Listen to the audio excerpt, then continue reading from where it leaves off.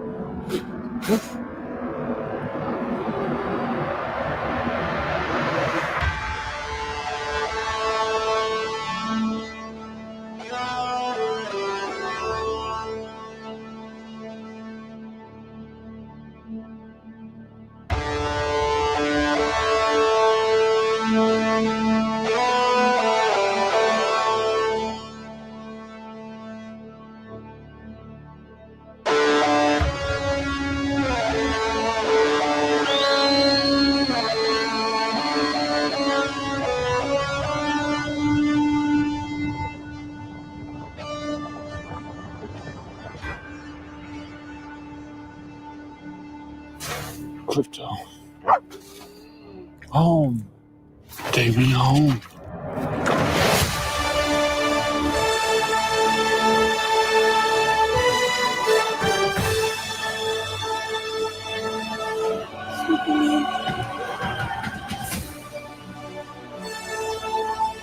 Superman.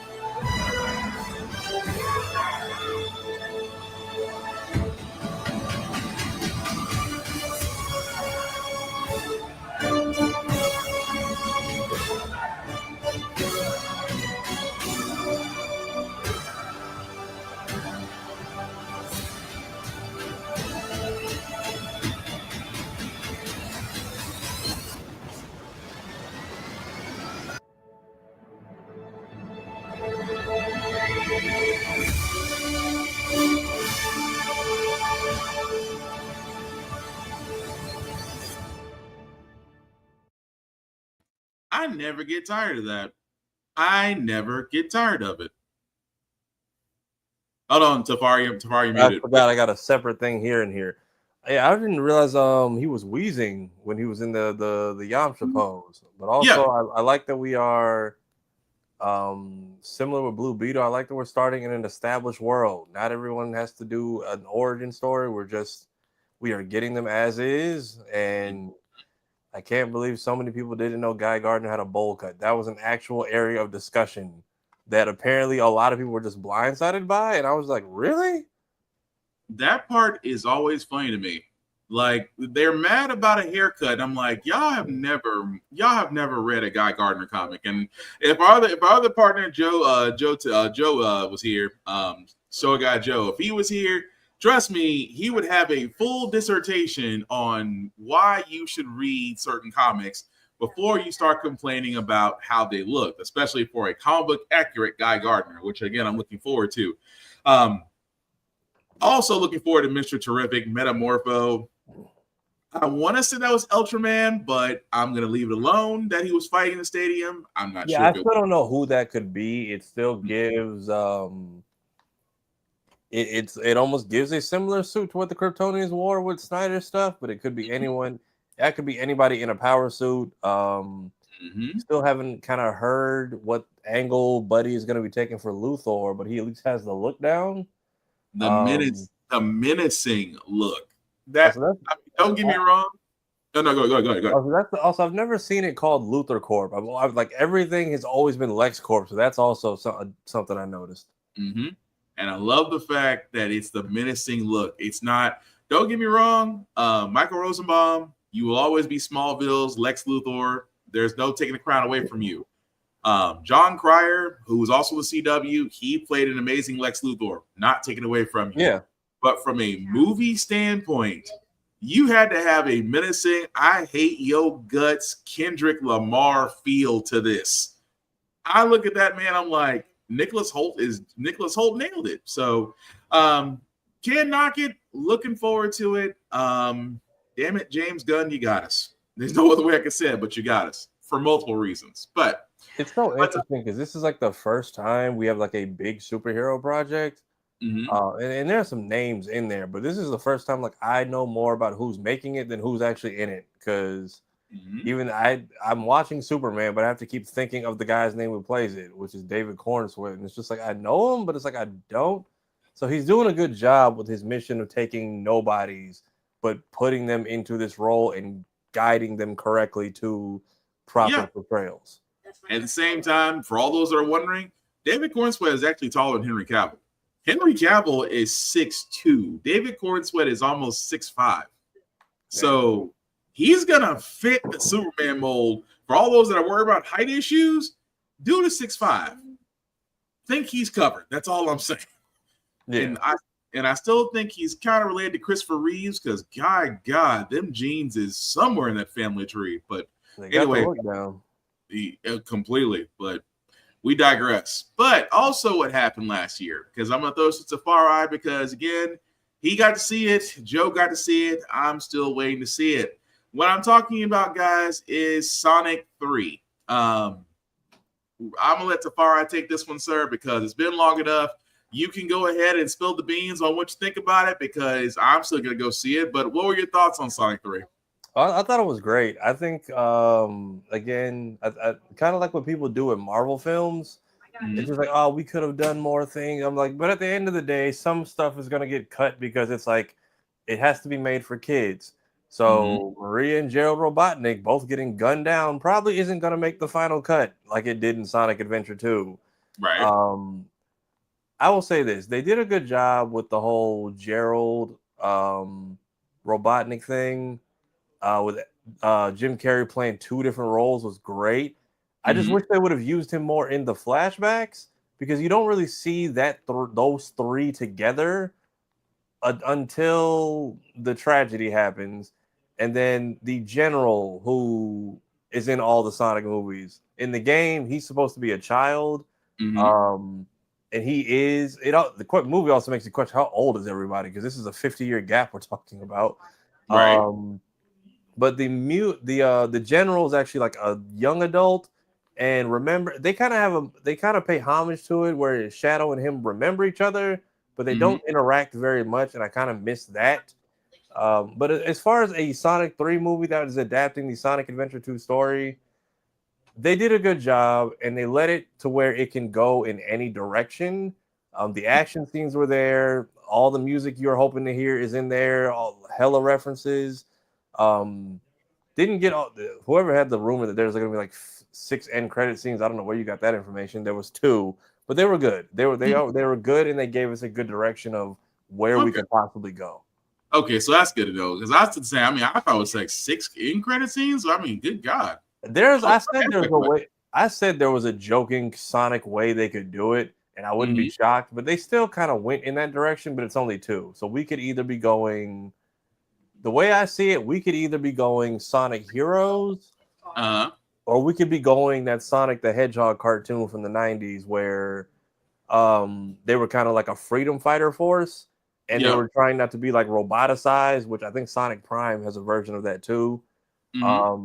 They might be going home in the 4th movie is what I think might be happening. Gotcha. I'm definitely gonna check it out though, because I heard it was great. The dance scene with the Robotnik and the security system. Yeah, there were people like, oh, what is this? I'm like, look at the age of half the people here. Half are my age, and the other half are the people they made while waiting on this film. Like, just relax.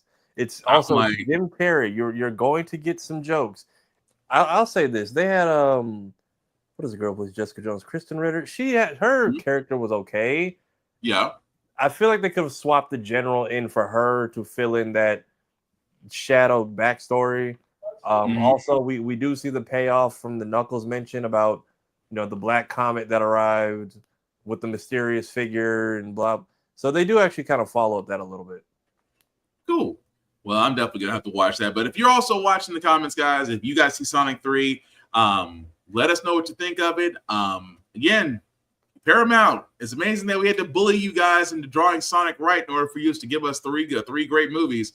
And now from my understanding, it's potentially going to be a 4th and 5th movie. So fun there. But like I said, still catching up, guys, from last year. Couple of news before we get to our next trailer. If you were wondering what happened to Transformers Reactivate, well, some poor news for you guys. Unfortunately, the next Transformers game that was coming down the pipe, the last time we saw it was during the Summer of Games, was canceled. The studio that was behind it said that, unfortunately, a number of roles, risk of redundancies, layoffs, things of that nature, basically caused the game to be canceled. Now, does this mean that this IP can be picked up anywhere else? Yes. I think we are due for another Transformers game. I want to see the last one I played was Fall of Cybertron, which I still think, out of all the Transformers games, my personal favorite. I know other people have different favorites down the line, but we are due for another Transformers game. It's kind of sad that the last time we saw this was the Video Game Awards, the Summer of Games, and really with everything else that has came out this year, last year, Black Myth Wukong and other games as well. Marvel Rivals was another game. Again, we'll talk about that as we have some news about that as well. But it's just sad that, we're maybe at this point, really at this point, we're not going to get this game, which kind of sucks. But again, for all those IPs that try to make a name for yourselves, if you can do a great Transformers game, we're going to love you. If you burn it, we will forget you. Don't believe us? Try Anthem. Anthem was supposed to be great. EA burned it. I'll believe it.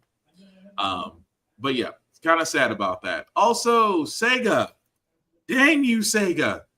Sega, I have a bone to pick with you. And the reason why I have a bone to pick with you is because Sega has came out and said as of last year, they are not making any more mini consoles after the mini Sega. Which again, if you haven't gotten it, it's really cheap to get right now because apparently people got tired of them, selling and trading them. Me, if I ever find a mini Sega, a mini Super NES, and mini NES, I am not giving those things up because all those libraries and those cartridges still work on those systems. But Sega, I got a bone to pick with you because a mini Dreamcast would have been your best seller for a holiday season. Now, so far I can remember about the Dreamcast. Was it a console ahead of its time? Yes. Yeah. It have a lot of great games. Yes. could honestly, Madden was fearing for its life just because the 2K Sports Series was way better than what Madden was at the time. It actually, if you want to be honest, it almost put NFL Live out the pasture. That's saying a lot, especially with NBA 2K, NFL 2K, NHL 2K, Crazy Taxi, Power Stone, Resident Evil. Oh God, the EA Sports Streets, where you had NBA Streets, NFL Blitz. I can keep going down the line of how many great titles were on the Dreamcast. And Sega could have turned around and said, you know what? We can bring back the Dreamcast because the technology is there to run Dreamcast games on a smaller scale and give us some nostalgia. But Tafara, anything you want to add to that? Yeah, the Dreamcast was definitely the better graphical item to run around that time. I'm trying to think what other game, because I played Spider-Man, and that one technically has a better graphical comparison compared to the PS1 and the N64 version. So Dreamcast Mini would have been great. I just don't get it. And also Sega Saturn. Sega Saturn actually had some good titles too, but again, I'm trying to understand. I am really trying to understand, because y'all guys got me hyped with the fact of some games that are coming out that we talked about, and then you guys turn around and say, "Oh, but as far as consoles go, no, we're not jumping into that pool again." And I'm just thinking to myself, what better time right now would be for you guys to hear the console and basically run with it? But again, I digress. I just got to, also Dreamcast, because of that news, Dreamcast value, if you have a Dreamcast console, it's up in value now. Especially you have a certain additions to it, which are basically more available overseas than they are here, because the Dreamcast actually had a hard drive and a dial-up modem that could have been attached to it. Yeah, so I have that plugged into mine now. So again, I had to stop myself. But hey, if you don't believe me, look at the PS2. The PS2 actually has a hard drive option. But again, letting that one go. But moving on to our trailers, just because we do have quite a some-odd number, but we're going to knock them out. This one was one that we talked about that's actually going to be on Netflix, I believe, tomorrow on the 11th. But if you haven't remembered Sakamoto Days, the best way we can explain this, guys, is basically a hitman who is now a grocery clerk, who has gained weight, who his wife has sworn him off from doing hitman work while a bounty is on his head. Crazy? Yes, same guy who came up with Demon Slayer actually came up with this anime. But if you haven't watched it, here's the trailer for it. Everyone has someone that cherishes them the way you cherish me. From now on, promise me you won't kill anyone. This is our #1 rule. Mr. Sakamoto, back in the day, the worst of the worst feared you. The legendary assassin. And now? How did this happen?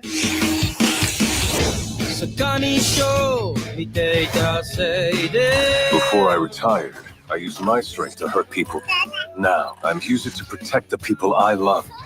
I'll never be a hitman again. Honestly, I can hardly recognize it.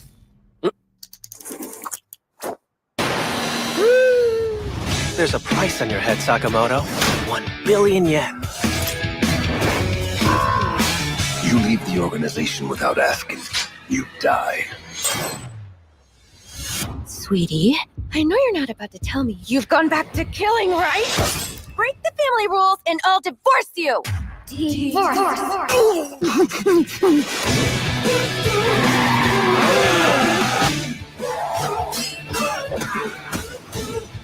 You're part of the family now, so you need to follow the rules too. Never kill anyone. I'll kill you if you break them. You can't! It's against the rules!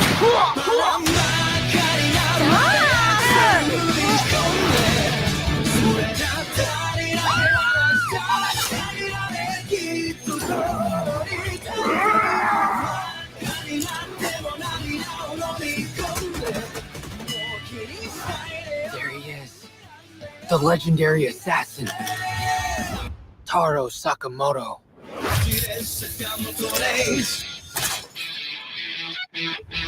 Prepare to get bleached. Sakamoto! All these hitmen day in and day out is giving me a headache.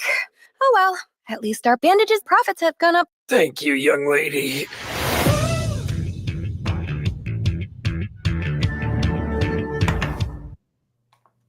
And guys, that was the trailer for Sakamoto Days on Netflix. Will be streaming tomorrow, and it's going to be episodic, which means that, you know, Netflix has learned not to give it all away. But I'm definitely watching it just because it's different. It's basically made from the same guys that did Demon Slayer, so I know it's going to be good. But Tafari, any thoughts on that? Hey, lady, Mandalore. No, I've been hearing so much about Sakamoto Days like for a long time now, so I'm glad. I didn't know it was this close to actually being out, and I didn't know it was going to be a weekly release either. I thought it was going to be all at once, but I'll check it out when it drops and see how I feel. Yeah, it just looks like it's going to be really freaking good. I'm enjoying the premise of it, honestly. But before we dive into the Marvel Rivals, looks like a good anime. It really does. But before we get into the next couple of trailers, some other news we need to get to as far as news that we already knew about, but it got announced anyway, and we're still happy about it. Jason Momoa has officially came out. You know, the NDA has expired, and he can say that he will be taking on the role of the main man in DC, Lobo, the Galactic Bounty Hunter, with questionable taste and even questionable tendencies, which means that he will also be appearing in Supergirl, Woman of Tomorrow, and it hasn't been confirmed. He may or may not show in the Superman movie. It is yet to be confirmed. As of right now, we only know that he is going to be in Supergirl, Woman of Tomorrow. But and Kira wastes no time. Water Biker Daddy. Kira wastes no time at all. But Lobo is who he wanted originally, right? And then they were just like, he kind of got convinced to play Aquaman. Yeah, I mean, he got convinced to play Aquaman. And don't get me wrong, he did a great Arthur Curry, but Lobo speaks more to him, and I can see it. But yes, we kind of knew about this from that long time ago Instagram post where, for all those that don't remember, Jason Momoa first met James Gunn and Peter Safari when they took over DC Studios. And we all remember that iconic video where he said, I just got through talking to Gunn, and, you know, I can't say it, but I'm extremely happy about it. We all knew back then he got Lobo. But because of NDAs and things of that nature, or as our very famous rapper would always say about NDAs, Negro don't ask. It probably must have expired. So we're not complaining about this one. We're actually looking forward to it. And really and truly, guys, I got no complaints about it. And again, Kira just adds to her Water Biker Daddy thing. Well, I just learned to accept that in life. But that also being said, we also got to talk about Cartoon Network. Tafari, you want to take this one? Because all I can do is I don't have the 21 gun salute sound effect I should have for this. I really don't. I don't have that studio. I mean, it stood for 30 years and it's officially gone. And then I think the website officially takes you to just the homepage for Max now. So it's unfortunate. I remember we talked to Chase Conley, who worked in X-Men 97 and Black Dynamite. And he said, like, during Black Dynamite, he's like, bro, if you dropped a bomb on that Cartoon Network building, you would have like killed every black person in animation at once. He's like, and everybody kind of got to like hang out and cross paths and do guest work, and it was a good environment it provided from what I've been told, and they're all sad to see it go. And now when you see like I know Trey Mosley had to go do some voice work for something, but you see when everybody goes now, they go to Warner Brothers Studios or Max Studio or whatever the place is called now, instead of here. So. And all the stuff got yanked off of Max, so it's a wasteland right now for this stuff. Pretty much, but outside of us saying rest in peace, because again, the Cartoon Network website was a lifesaver for a lot of us. Max has also turned around and decided, hey, because we're Warner Brothers, we're also going to take away stuff. And and the thing about it is, guys, this list right here so far, it's what's being removed as of right now. Teen Titans Go seasons 1 through 7, Ed, Edd n Eddy, The Grim Adventures of Bill and Mandy, Green Lantern the Animated Series, The Looney Tunes Show, and Static Shock. Also, additionally, Teen Titans Go to the movies, which was streaming, has also been removed. And again, it makes me sad. I actually like Teen Titans, don't get me wrong. Teen Titans Go, I can understand you wanted to apply it to a higher crowd. Ed, Edd n Eddy, they're like the Ren and Stimpy of the modern times. I'm not going to knock them for that. Grim Adventures of Bill and Mandy, I never really watched it. Green Lantern, I did watch that, loved it. Love Static Shock because, again, CW, you dropped the ball on that. Looney Tunes Show, you can't go wrong with it. But we knew because Warner Brothers is bleeding money. So, of course, they won't. Yeah. Of course, what they're trying to do is basically save money wherever they can. I just think that this was the wrong move, considering the fact that Gossip Girl is still around. But I digress. That's a different crowd, not my demographic. But I'm just saying, it's like you let go of the things that we enjoy. And at the same time, now it's like we got to go to the grand line to find it. But Tafara, any thoughts on that? No, like I knew most of those were going. I didn't know the Looney Tunes show was getting cut because that was recently the last 3 months. That's been my go to bed. Yeah, Warner Bros. Studios. That's been my go to bed and watch TV. That's one of those shows I can go to bed and wake up on any episode and be okay.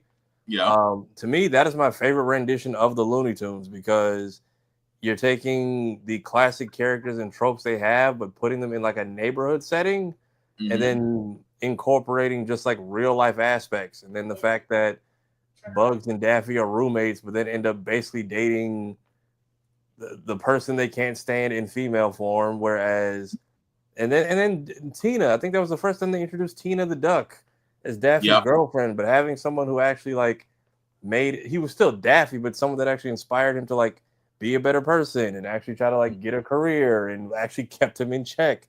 Whereas Bugs has this girl who got on his nerves all the time and ends up like caring deeply about her and just putting up with all her nonsense and just working with it. And Porky being like they're just, I don't know, they're Ned Flanders the entire time. It was a good mix and a good style. I wish it had more seasons. Like I feel like that's one you could revive and put on Adult Swim. Really good. But again, we have to depend on the fact that certain executives, which again, executives should be paying a lot more attention since an executive kind of met Mr. Mayhem. But I'm not going to talk about that. Free my brother Luigi. But anyway, move on. That's like free Luigi. But no, move right along, guys. There are some more trailers we got to talk about, as well as reviews. Start with Marvel Rivals, because I got through playing with it with my son not too long ago. And I'm going to tell you something about you campers that play with Iron Man and the Punisher. You know you can move on those boards, right? Just saying. You don't got to wait for your ultimate and then decide to spike it on people like you're playing Call of Duty. But with that also being said, gripe aside, if you haven't played Marvel Rivals, it is very much fun. It is very Overwatch-like. So if you've never seen it, then, well, here's your chance to actually look at new characters. What's actually becoming... Yes, Kira. Yes. But that being said, guys, we do want to show the latest trailers. As we can see, the Fantastic Four entering Marvel Rivals, and we're starting with the Invisible Woman.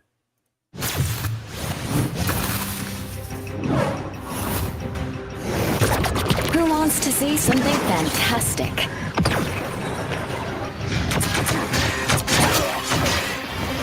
Next. Force burst! They'll never see me coming. Clear the way!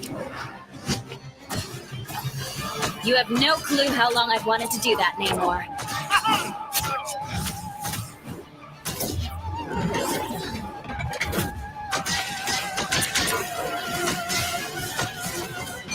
Disappear!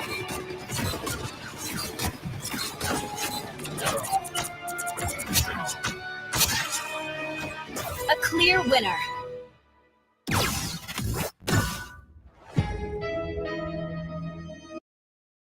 All right. So, guys, that was basically Sue Storm, the Invisible Woman, as she has now also entered Marvel Rivals. Hey, Joe, what's going on? All right, I came into the good time. Let me have my rant about Sue Storm and everybody going nuts. Oh crap. Okay, this thing's still on. I'm just making sure. I had to move locations. Nah, you're good, and Joe's already coming through hot, so I'm gonna go ahead. Go ahead, Joe. Yeah, you're more. I did one round as Black Panther, got a win for Wakanda, and called it a career. Take it away, Joe. Right. People, Sue Storm has been the focus of her attractiveness, has been the plot point of Marvel Comics since her inception in 1960. Obviously with Namor, once with Doctor Doom. This woman has been pulling everybody, quite literally, since the 60s. Just because she's got a booty now does not mean she's the most everable thing since, I don't know, butts. I just woke up. I don't have a great analogy. No, go for it. But I've seen nothing but people going after her for the longest time. And I'm like, you are not the first person. You are not the last person. Sue Storm can literally get anybody she wants in the Marvel Universe. Like, she is more attractive than Mary Jane, more attractive than Felicia Hardy. This woman pulls everybody under the ocean, in Latveria, probably in space.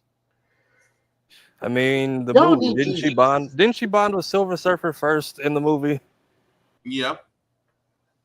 In the Sony movie, yeah. Y'all need Jesus in the worst way possible. I mean, like, go ahead, Joe. Go on. Go ahead. I mean, this is like the beginning of Overwatch, or the Overwatch stuff, and I'm just like, have none of you read a comic? Everybody is not below, like, I'll be polite here. Yeah, no one's below a C, and everybody's got a butt. It is even Wolverine's got a butt. Literally, She-Hulk just picked him up because, like, I see why Colossus throws you. You got a nice butt, and Wolverine's like, adamantium. It helps.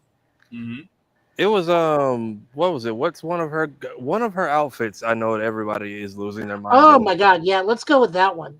Because that was she was that was used in one of the Fantastic Four, like, old school episodes, wasn't it?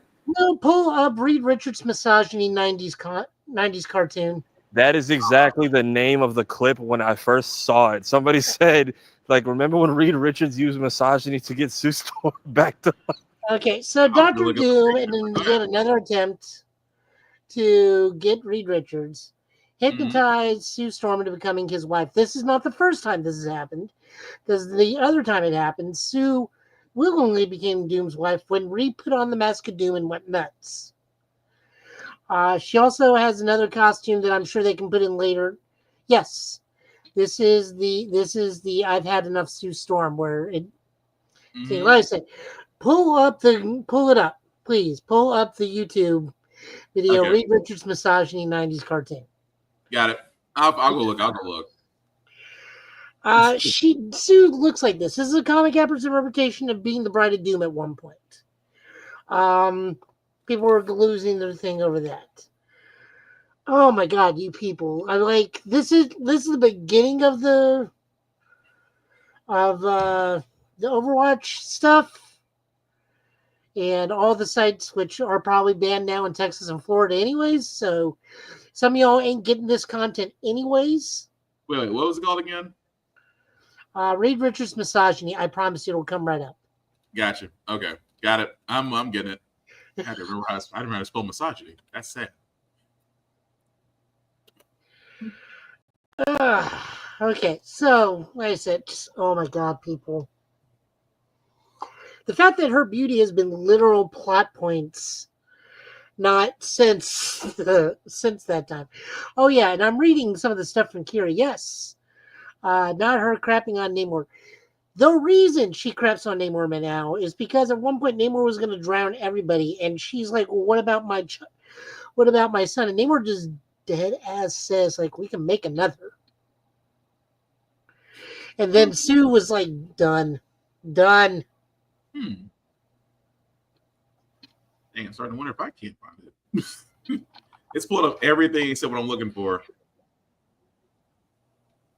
But anyway, We'll find it momentarily. I don't want to hold it. I don't want to hold us up too long because now you're curious about it. Now I'm just curious about it. But Tafari, if you got it, just go ahead and send me the link so I can clip it. But we're going to actually, but speaking of misogyny, we're all still going to show the other side of Marvel Rivals, which is basically Mr. Fantastic. And if you haven't never seen Mr. Fantastic's powers in Rivals, they look oddly familiar. That's all I'm going to say. No, here it is. Reed Richards defeats Sue Storm using sex. Now for something truly fantastic. That was simple. I've got you. Double the failure. Maximum. Let me return the favor.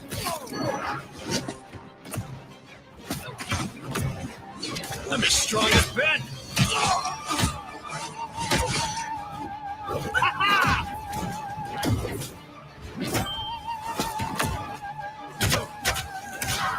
Fantastic!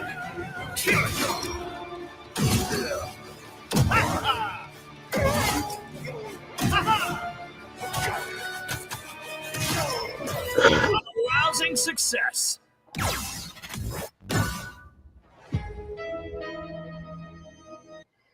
All right, Okay. now I'm not done with the rants. Nah, go ahead, because Let's start with all the children who were born with the years starting 2. Go read a book.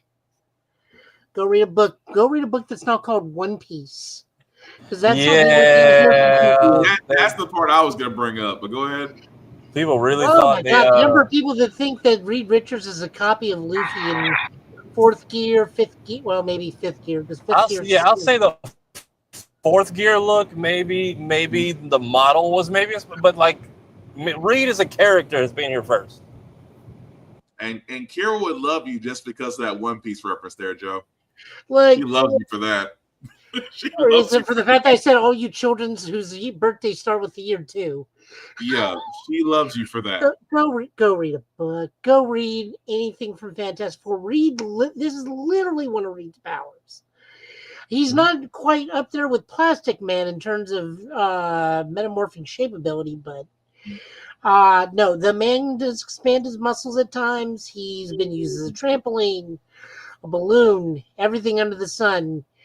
Luffy came from Reed, not Reed coming from Luffy. Like, read a book. God. With that being said, oh yes, here we go. Here's the clip that Joe was talking about. Susan, stop this nonsense at once. I am in no mood to put up with your silly drivel. What? You dare speak to me like that? Susan, I'm ordering you to be quiet. I've indulged your tantrums for years, but now is not the time for such games. What? Not quite the clip I was going for, but still. Face it, you never could carry your weight in this group. We all know that. That's a lie. Susan, I said, shut up. Daddy, I hate you. You weak, silly, spineless.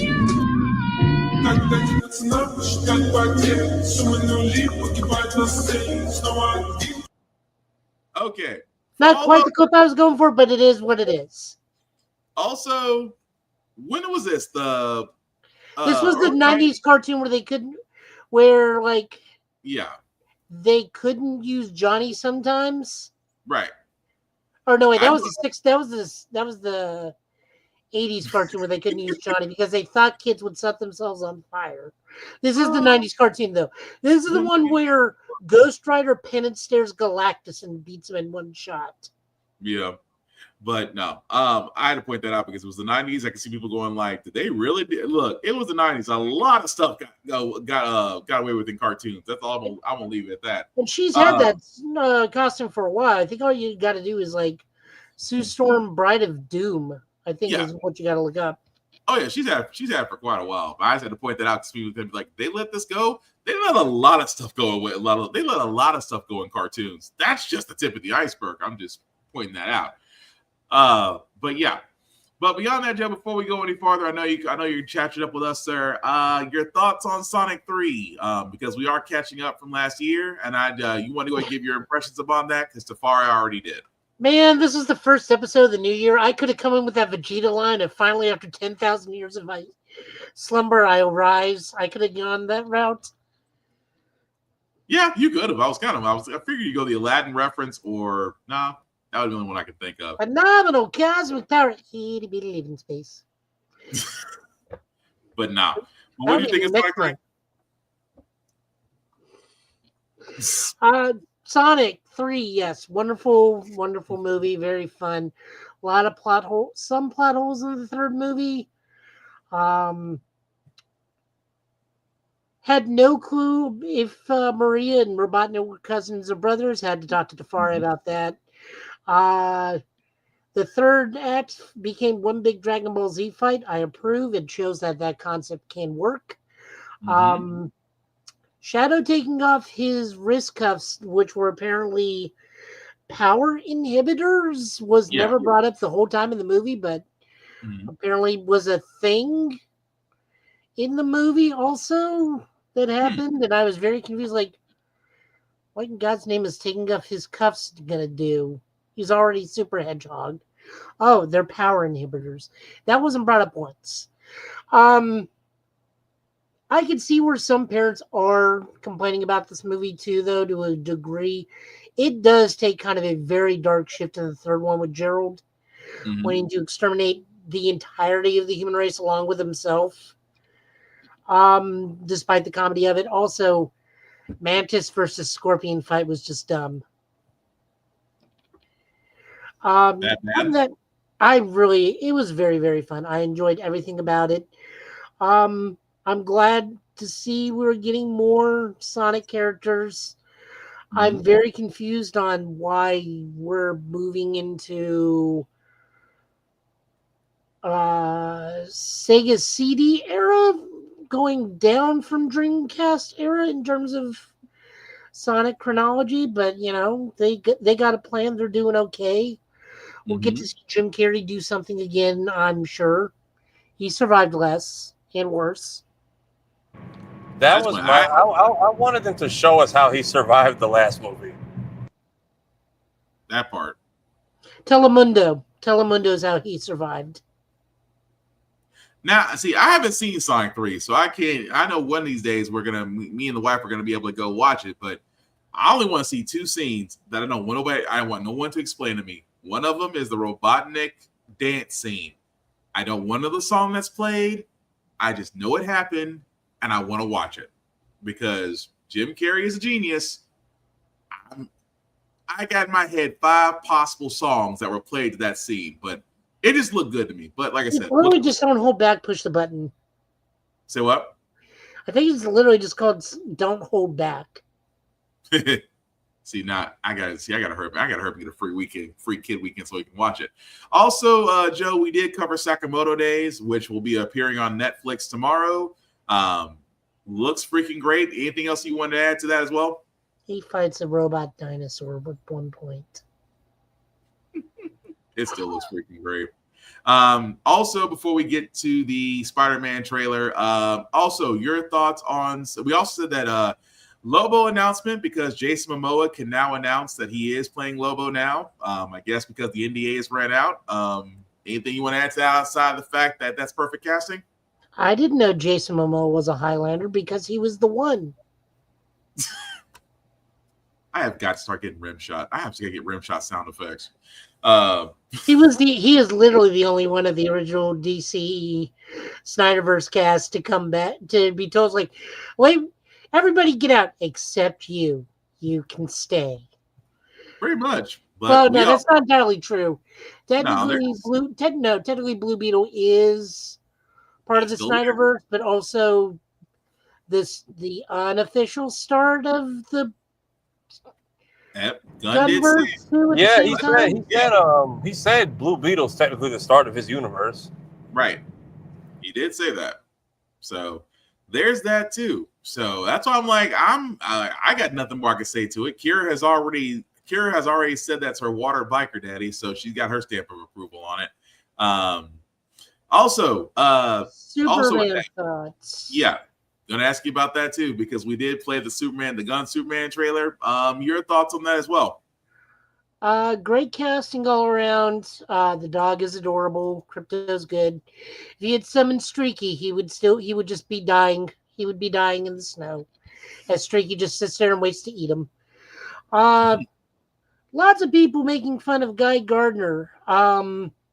Comparing him to Christopher Lloyd as Uncle Fester in the first Addams Family. Guys, you've got to do better. Go read a book. Again, I say this. Go read a book. Go look at Kevin Maguire. There's Chris. I'm going to keep going. Please do. Oh, I'm sure I've had you rolling since I popped up. With my hot takes coming in immediately on the Sue Storm and Reed Richards controversies. It's just been go read a book. Again, go read a book. Go read the early Justice League written by J.M.D. Mateus and Keith Giffen. Please go look up the artist Kevin Maguire. That is Native Building's doing a one-to-one representation of Guy Gardner of the classic Bwahaha years where that man has more of a head trauma than I do fingers on my hands. It is about as many personalities as there is to go with him.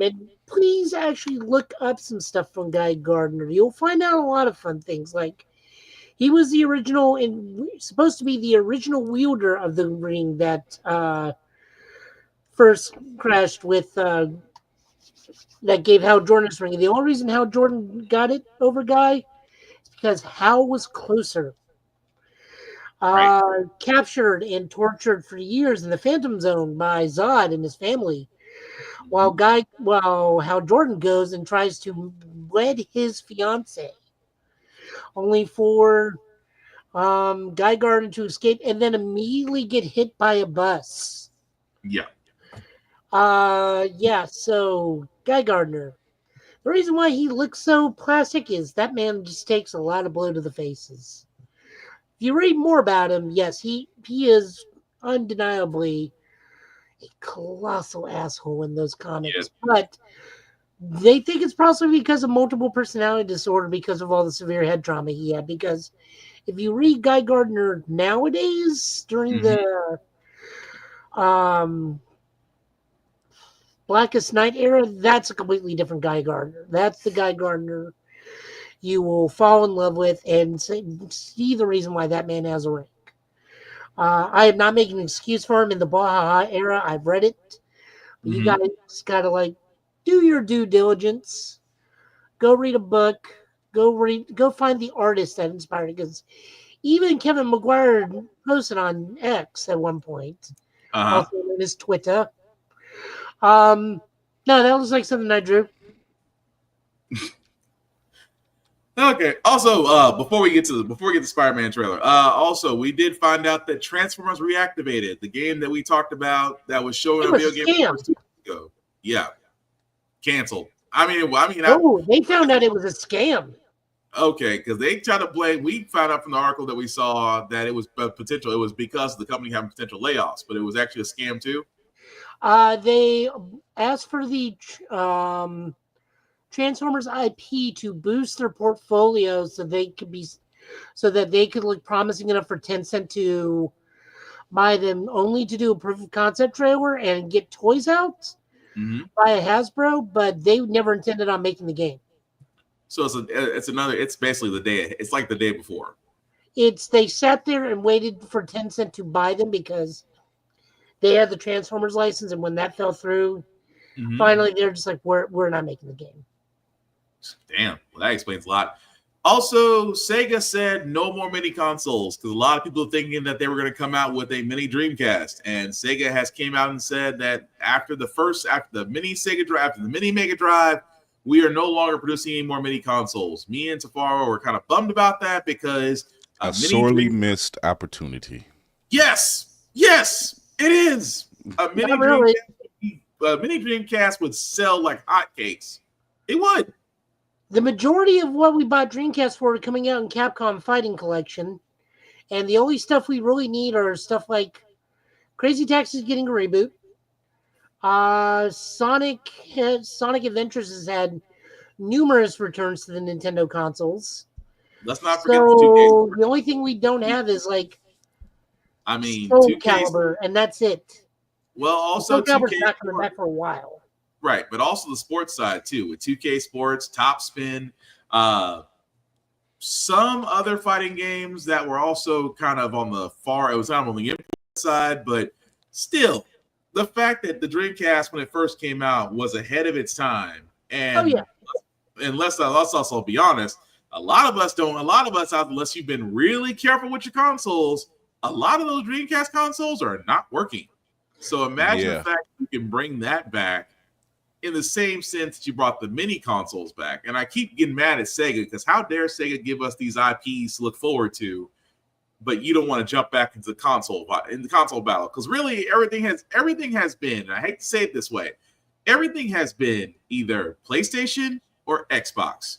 We don't even count the Switch anymore, although the Switch itself is a wonderful system. And it's a standalone. It's literally a standalone. Yes. Which is hilarious considering Xbox is moving away from consoles. I don't think Xbox is long for this console cycle anymore. I think it's going to come down to the Switch and down to the PlayStation. See, I could say that, but we also said the same. We also said the same thing after Xbox One. We also but they keep damaging their own IPs further and further. When was the last time we heard of a Halo game? You know why? For the sake of keep this podcast on track and on time.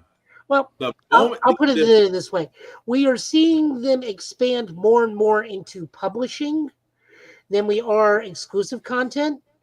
Okay, true. There's that, and then the majority of anything we get, also they take their own legs out from underneath them and put it on PC. Which, for those of you that have PCs that can run these games, they're going to run better, faster, cleaner, and clearer than they are on any console. So why would you even bother getting it on Xbox? Because the only problem with Halo has always been this. For some odd reason, let me put it this way.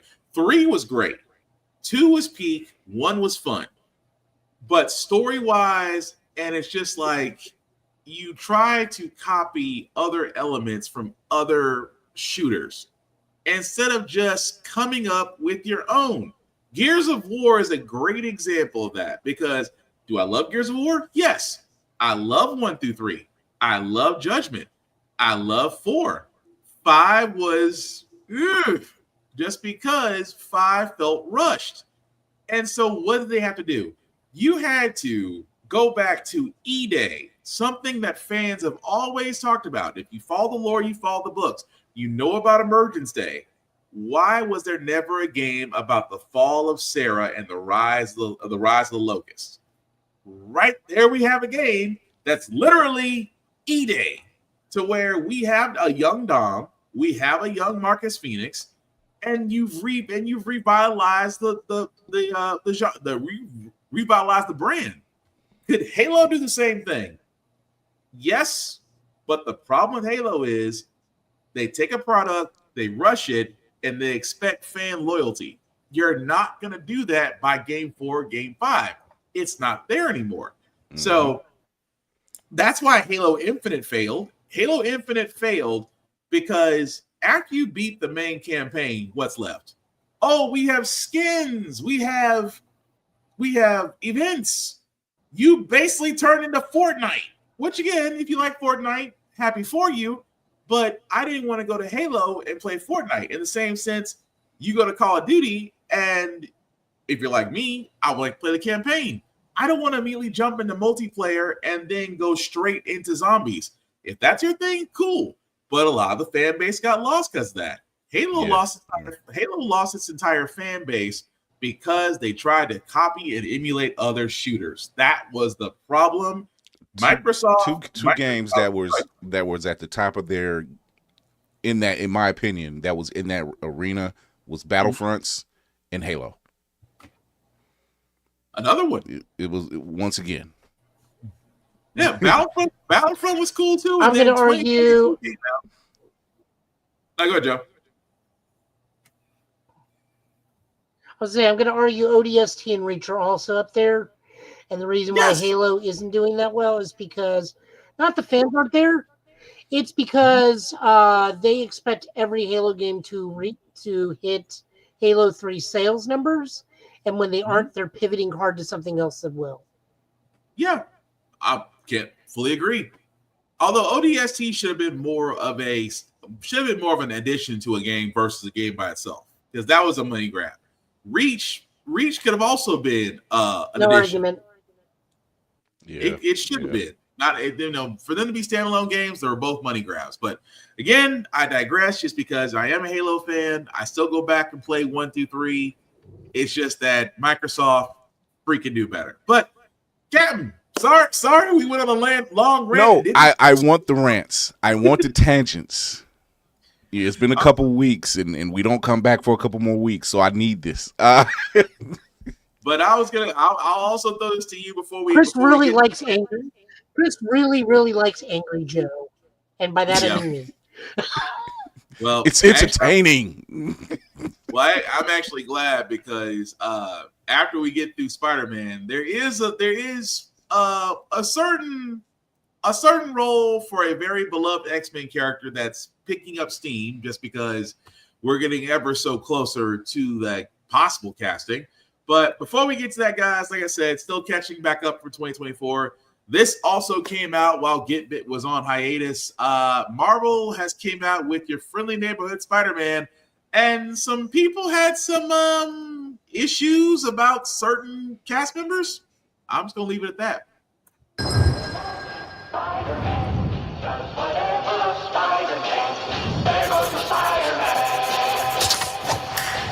Peter, you're gonna be late. Sorry, man, I'm up. I'm okay. Hey, Petey's always been a bit clumsy. You know me, clumsy, Petey, Parker. Mr. Campbell, I remembered I left something in the bathroom. Deuces. Parker out. Superpower size kid, know you want a neighbor like me. Look out. Somebody help me! He's running, grab him! Gotcha! I thought it was Dan Meat. Check out our next victim in his dumbass costume. Is my suit really that bad? Ouch! Oh! Watch out for that ladder! Just consider it a good deed from your friendly neighborhood Spider-Man. That's me, by the way. I'm Spider-Man. There we go again. Swinging through the city so fast you could barely notice him. I truly believe that I have these powers to help people, to protect them. Need my city, you need me. Taking off the mask, I know what you see. Know you want a neighbor like me. Just a young man cleaning up the streets. Ain't nothing changed, no, this is the real me. So, you're Spider-Man. With my help, you'll achieve greatness. Oh man, this suit's incredible. If you ever need another butt kicking, just look for your friendly neighborhood Spider-Man. Know you want a neighbor And no, you may not be excused from said test. Ah, nice of you to join us, Mr. Parker. See me after class.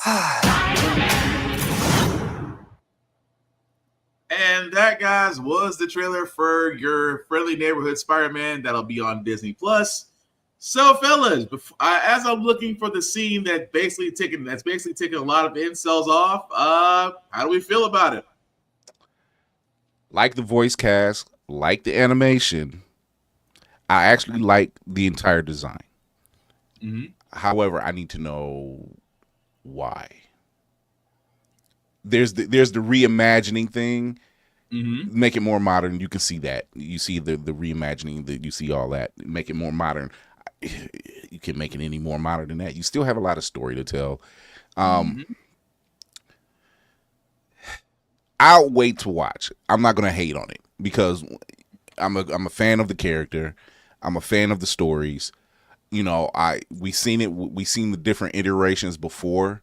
In other different animations for Spider-Man, how they kind of, in every iteration of Spider-Man, they've always done something. They've changed when he's met certain characters. They've changed who's in his life in high school. They've done a lot of things, you know. And I think what that suffers from it isn't really geared towards the older audience. It's geared towards the more younger audience to get them more involved. And I get that. That's marketing. I get that part. We've seen it. What was the one? The version they had on? It's like with Iron Man. The Iron Man that they had on Nickelodeon. Oh, and it was more CGI, like more CGI than anything. It was animated, but it was Armored Adventures. And like they had he met a T'Challa that was the same age as him. You know, that was already Black Panther. It was a lot of stuff he was dealing with being Iron Man as a teenager in high school. And while the stories were there, it was different. Yeah. You know, and I think it's just dealing with the difference. Now, I'm not going to even lie. Even as you're pausing it right here and you're looking at Norman Osborn, that's Norman Osborn. That's Lex Luthor. Yes. Yes. I mean, it's Lex Luthor. Don't lie to these people. That's Lex Luthor. Yeah. You know what? No, I'll take that back. You're right. It's Lex Luthor. Animated series, Lex Luthor. And you got my guy, Coleman PTSO Domingo, for those that don't know, that's put that shit on. They're hating on Junior's hair. I don't know why. I don't know neither. You know, that's why I said I won't hate it, because once again, I can actually say that I'm a fan of all this nerd stuff, bad or good. Let me see it first before I start tearing it apart. And then I'm not even going to get online to tear it apart. If I don't like it, I just won't watch it. I just love the fact it's Norman with the waves. The waves are what I'm just like. Kind of tells itself, doesn't it? Yes.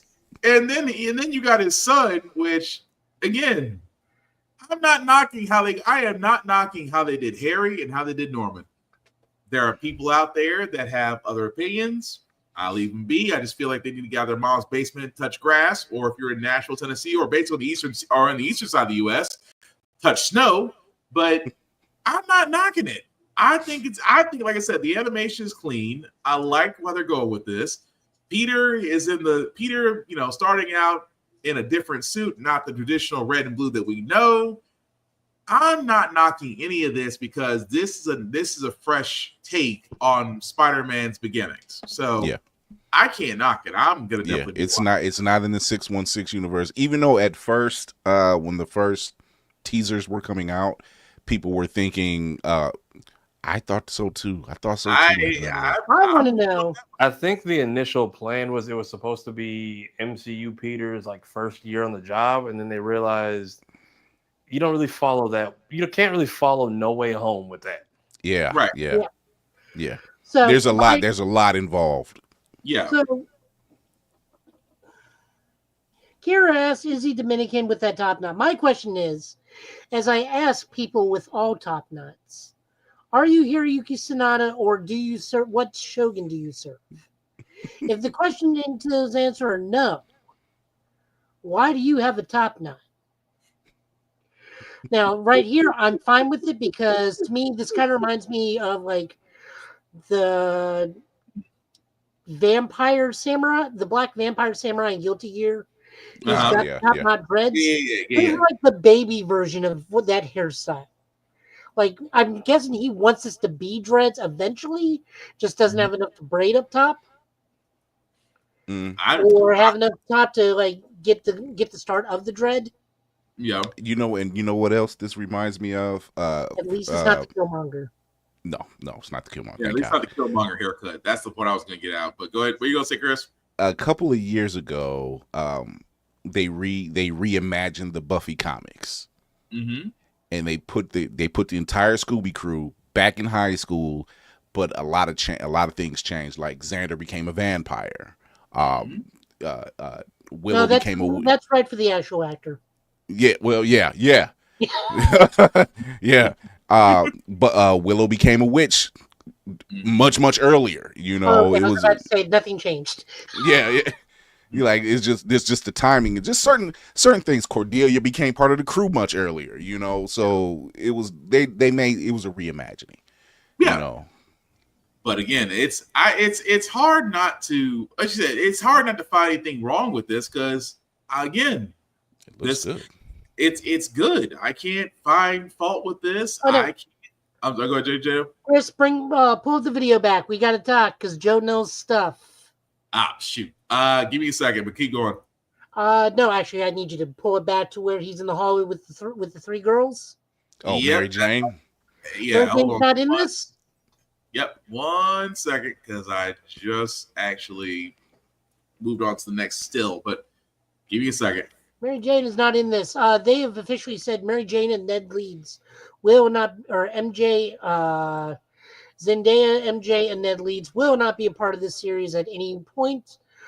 This is a different world. My thoughts, as we will get into, because we left on one particular scene. This is the world of the Fantastic Four. This is our first look at the Fantastic Four of this world. This is the Pedro Pascal Fantastic Four. Right there. Okay. A little bit forward. That way we got all three of them. And I know this because the woman behind Peter is Nico Monroe. Mm-hmm. That has been confirmed. She's got the staff of one. The one touching her right now is Propangan, which is Wave. She's a mutant. And then my guess is this may be Betty Brant. But we have a confirmed magic user. We have a confirmed mutant in the cast already. That is Nico. So it has been confirmed to be Propangan. So they subtly introduced mutants in Spider-Man. Yes, so she has Propangan, for those unaware.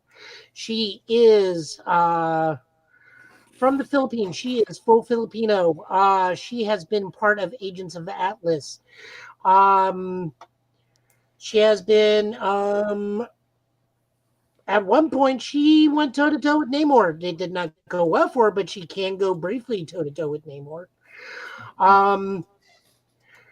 So we got mutants, huge Asian API representation. We got a magic user. We got mutants. We are moving in this is not the normal Peter. This is probably Peter from the Pedro Pascal universe, because the white suit is from the Future Foundation. Right. What did I say? What did I say? What did I say? They may play it off as Norman running the Future Foundation, but that is undeniably the Future Foundation costume. Yep. So there's that. So first off, big shout out to the Filipino community. They have very, very small representation in a lot of stuff, so I'm very happy for them. This also opens up the fact that we will have larger representation. We could have Luna Snow, because she's a big hit right now. There we go. It's part of one of the Future Foundation costumes. We could also have the new Iron Fist / Swordmaster pop up. Amadeus Cho could also make an appearance. Now, this is just Joe with the API fixation because Joe is part Japanese, but we at least do have a confirmed magic user and a confirmed mutant already as part of the main cast. Potentially one of Peter's love interests? Question mark. They also have one other person that they did not show. Right. Oh, which one's that? Charlie Cox. Daredevil. So, yep. He could also appear in this. So that's a fair point. A Daredevil. So yeah. So I have no idea if the third girl is anyone. May just be this universe's Betty Brant, but no.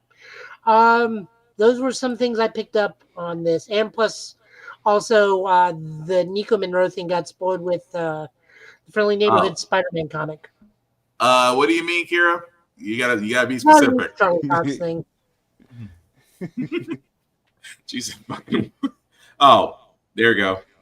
Charlie Day. No, Luigi is not in there. No, I'm sorry. Me and Kira still got Always Sunny Abbott crossover still on the brain. That was a great episode. Luigi's not in this. Although if you do see somebody with a whiteboard, I'm just saying they got opportunity. Pepe Sylvia. Like if they got a whiteboard to me right now means something entirely different. That's the murder board from Castle. I wouldn't. And you know what, Nathan? Hey, I'm on season 8. Oh, I love Castle. But Tafara, any thoughts on your friendly neighborhood Spider-Man? I'm curious. How long is it supposed to be? Do we know yet?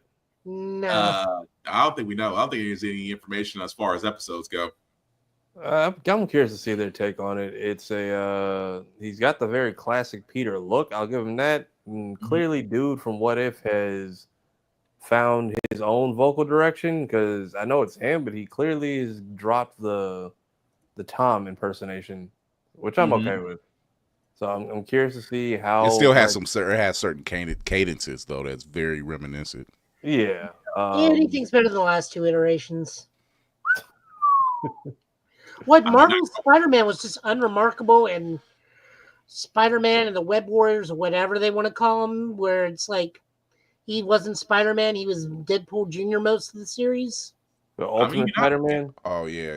Oh yeah, Ultimate Spider-Man. Thank you. I didn't mind it until the Web Warrior stuff, when it just I didn't like how they kind of just threw the other cast aside. Like oh yeah.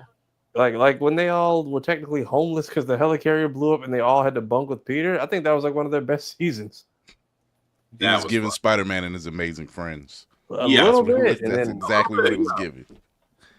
Definitely that. But and then even Fury with the goofy antics. It's like, your house blew up. We built an exact replica in a barn somewhere. Go ahead and put it into place. Nice. But I think we can all say as a whole, we're definitely looking forward to this. As it gets closer to when Disney will let us know when it will be available on Disney Plus. More than likely, it's going to be weekly episodic because nobody decides to give full seasons anymore. So, sad for us. But with also that being said, I did want to wait on the last trailer just because it is for Virtua Fighter, and we got some discussions about that. I'm waiting for Joe to come back. But the other side I wanted to get to, because again, with Tafara and Capitan and Lady Mandalore in our own group, in our own chat, this came up today, and this seems to be picking up Storm. Literally, Storm. Cynthia Erivo. If you don't know who she is by now, watch Wicked or watch any other production she's been in. She is a very talented I don't want to just say actor. Actor seems so limited. She's a very talented singer, actress, and Broadway talent. Thank you. But that also being said, she has said that her dream role is to play X-Men Storm. Now, I know you've heard this on multiple podcasts, including our own, that when it comes down to it, who would you rather... if you had the casting, if you will, and with Miss Avero, it just basically reignited that because we have quite the list of possible people who could play Aurora Monroe. As thank you, Kira wasted no time. It's only 2. It's for me. It's only 2. Yetide Badaki and Jodie Turner-Smith. And those are my top billings, and you can't go wrong with either one. Yeah, can't argue that. So it's just interesting. The reason why I wanted to bring this up with everybody is because we see, and not the fact that more names are being brought up, as I'm not saying we're getting close to a casting, because of right now, Marvel is being very hush on the X-Men outside of comic book publication and Storm. If you haven't read Storm standalone series, you really should. It is definitely making rounds. Ayodele. You need to get that. Ayodele. You need to get that. Yeah, definitely need to get that if you haven't already. Because trust me, that is Storm standalone story right now is beyond great. I'll just leave it at that.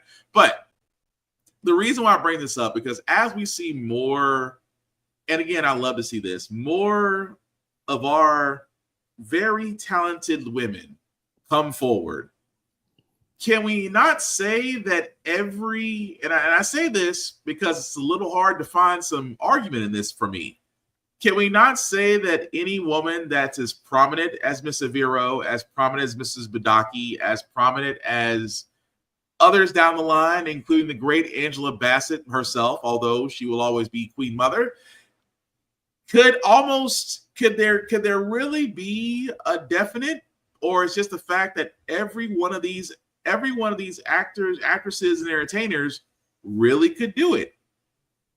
Is it hard to find the definitive standout? The fact that we have so many prominent, talented Black women who you could actually say, I can see that. It makes you say, yeah, your picks are going to be very, very extensive. Like, can you go wrong? Of course. Yeah. But the fact that we've had so many people, and like you said, we have lists. We've had lists. Go back, watch Blurred's Eye View. We have lists. It's in our group chat. It's everywhere. Right. We have lists. And the picks that we have, I'm just saying, damn good picks.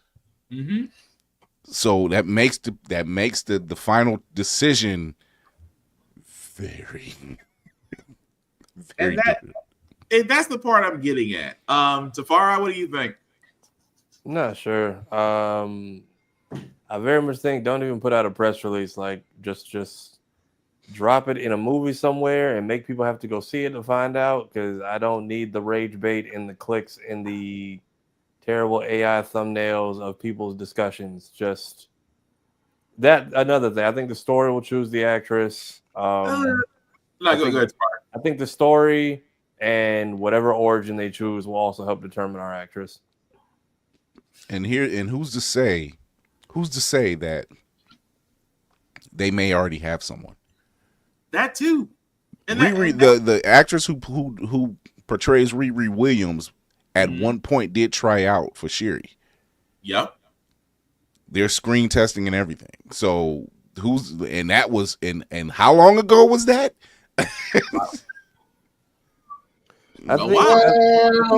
I think Fantastic Four and whatever their established world is will give us. I think we may get some permanent slots. I think we may get some variants. And in the aftermath of Galactus, I think they're going to see how people react, and then they will just do like they did in Endgame. Anybody we didn't see on screen, here's the Avenge the Fallen poster of those who didn't make it, and we'll be getting recast because of how y'all acted. Right. Well, technically, Storm is still cast, and people don't realize it. All those wonderful children that got casted in the X-Men ones, where it was the Phoenix came last time, the Dark Phoenix, all that cast from First Class and whatnot. Alexandria. They're still under contract. And that's why no X-Men movies have been made, because if they do anything, they have to be in it because they're contractually obligated to be in those movies. Meaning that's little girl, that Storm, who I don't know who she is, but does a good one. Alexandra Shipp, thank you. She is still technically cast as Storm. The girl from the Apocalypse film? So yeah, that's the one who actually does the accent. Okay. Yeah. And that's about it. She is still technically Storm due to the Fox contracts, which, transfers over to Marvel when Marvel bought Fox. So at this point, they're playing the WCW game. Sit at home, don't take anything, and you'll get your money, because I'm wondering if they got paid for play contracts. Hey. Thank you, Animaniacs, for teaching us about that, by the way. Yeah.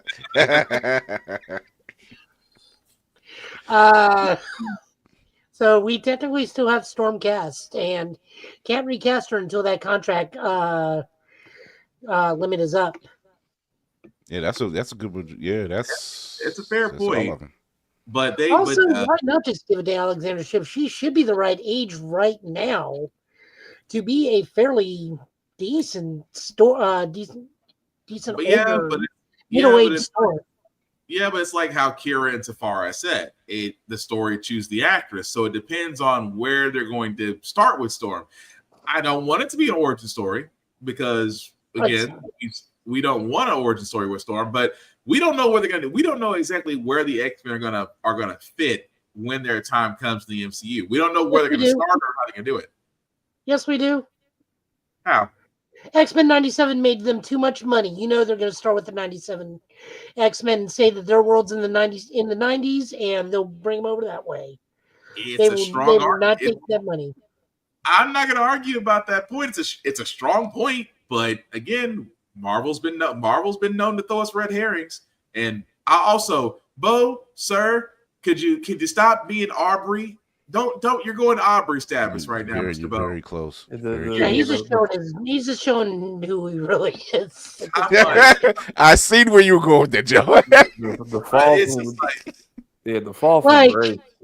It's less of the poor me from 97 X-Men 97 Bo to the we told you about him during the Witch. We told you about him and his problems during the Witcher.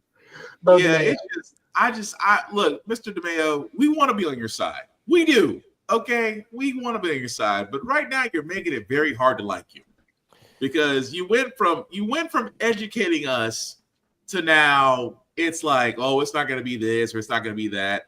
Sir, we understand the circumstances, but just don't pull a Drake. That's all we're asking. Just, be silent sometimes. Or, the thing I liked about Bo before I go on to Virtua Fighter is that you, for your run in X-Men 97, you gave us homework for the non instituted, because you said there said, hey, if you want to know about this, go read this, go watch this, go read that. You gave people homework, and you might have actually made some comic book readers out of people. That is a great thing to do. Now it's just like you're kind of like a Target shopper in Walmart. You see everybody beneath you right now.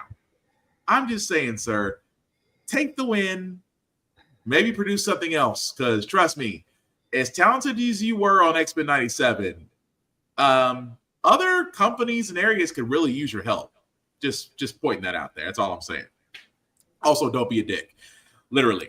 But it feels like bait at this point because whoever was on charge was like, yeah, we didn't know we could use X-Men and whatever. I'm like, you say that and have Storm right in our face. So what did you like? Was that just bait for him to rage? And then they used 3 mutants in What If, right? And it's just like, oh yeah, we didn't know we could use them. I'm just like, clearly that was a fucking lie. But then two of them didn't even speak. And it's like, how did you not know? It's like you're telling me What If had full command and you just what are we, Deadpool now? You didn't have enough budget to get all the X-Men? I think whoever's in charge of What If is now on 97, so that could also be part of the TIFF. Yeah. But then it's like Dr. Disrespect before he told on himself to some rando on Twitter. Like it's not helping that they're not telling us what the final straw was. Like it's not like between that and y'all hidden tweets on Mufasa, it's not helping Disney in their case either. Because like, what did he do that was so damn bad? And it's like y'all. I thought Deadline posted that he was making unsolicited passes at the staff. The Deadline and a bunch of blogs said stuff, but none of it got confirmed by the Mouse. So we're all just going off speculation. The Mouse is never going to confirm that because they don't want to make themselves look like they hired somebody like that. Well, the Mouse doesn't want to pull Fox Sports right now. Yeah. The Mouse is literally just like, we've been at this way too long to eat. The Mouse is going to collect this money. And it's like, look, everybody else, remember your NDAs? Remember those NDAs you signed? You want to still get paid, right? So we're just getting his angle of stuff, and when he doesn't even know, he just has this attention of people looking for an answer that we're never going to get, and it's just can we get a fucking Blu-ray please before y'all go into cultural civil war? That's all I'm asking. Like, yeah, please. Like, y'all, why there should have been announcements for X-Men and What If now that the entire thing is wrapped. But no, go back to lying about Mufasa with your head asses. Dude, we just now got the announcement that Hawkeye's getting a Blu-ray. Yeah. Damn. That's saying a lot, ain't it? Hawkeye was what? Who is dropping the ball over there? Going on 2 years ago, Hawkeye was 2 years. Hawkeye was 2 years. Whenever No Way Home came out, Hawkeye was like right after that. Oh dear God, that was 2 years ago. Yeah, that was 2 years ago. Damn. You normally get Blu-rays we got Falcon and Winter Soldier before that, right? The whole series. I'm just saying. They have to focus on their 30-year-old baby called Mufasa. So all guns over there. It's fine. It's doing fine. It's not doing Hedgehog fine, which is the problem. That's their fault. Whoever's job it is to hide those tweets has got to just be exhausted, and that shit is hilarious. Neither film is bad. I've seen both. Neither one is bad. It's just the fact that like their ego can't take the hit. Pretty much. But you came out first. You did well. You should have just done better marketing. I don't even know if it's a marketing thing. It is just the cult fandom of Sonic the Hedgehog and the cult. One of the biggest games. What is he got it now for the vault close? Yeah, literally. Leave it to Kira to throw the alley oop at the right time. But the thing that all my damn VHSs say, it's not. They came out same day. It's just one is an okay movie and does a decent job of telling a good origin story while merging with the past and fixing some things people have complained about.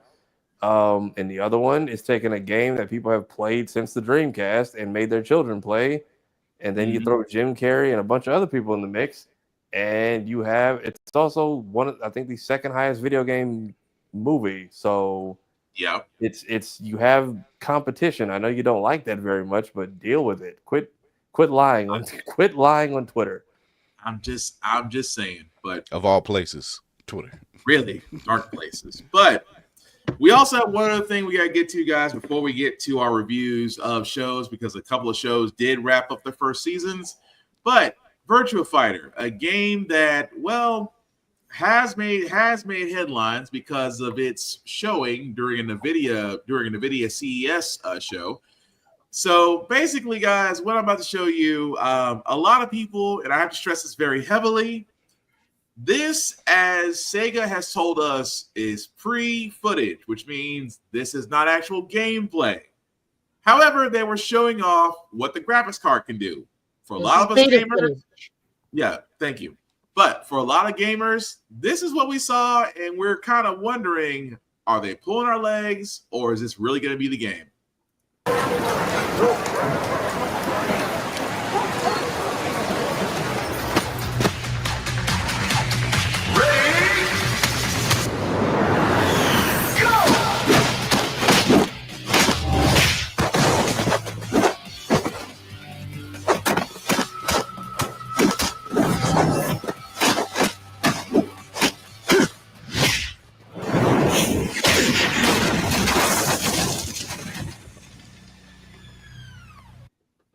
Now, that was just 30 seconds.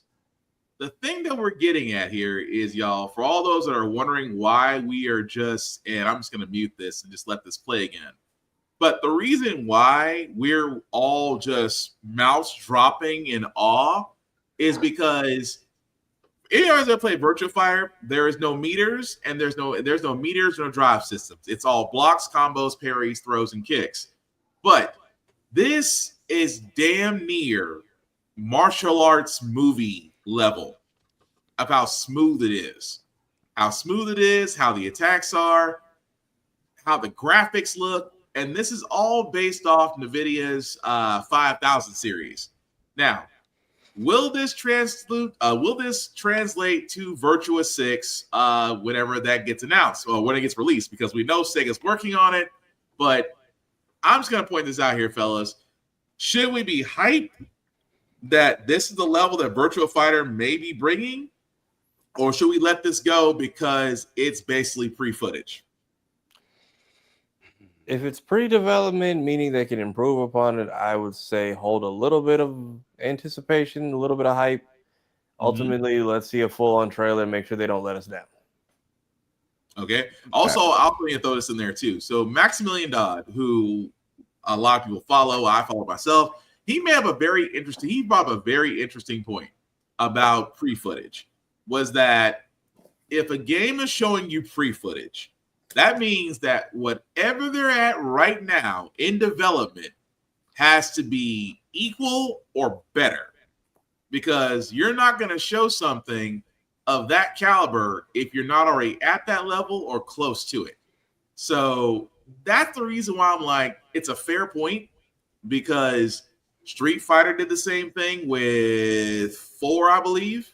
4 had free footage, and 4 was great. 4 essentially led on to 5 and now 6. So because Virtua Fighter hasn't been around for, oh dear God, I want to say 10 plus years. Last one was what? Yeah. So 2014. Not to mention the other thing we're not talking about is these are the Yakuza guys programming this game. They know what they're doing. Rightfully so. So I'm definitely not complaining about that one. But Chris, Tafari, does this make you want to invest in this one, considering the fact that the fighting games out there right now, with Mortal Kombat, Street Fighter, and Tekken 8? Yeah, Tekken 8. And while it does look fantastic, it's not enough to say I gotta grab it. Right.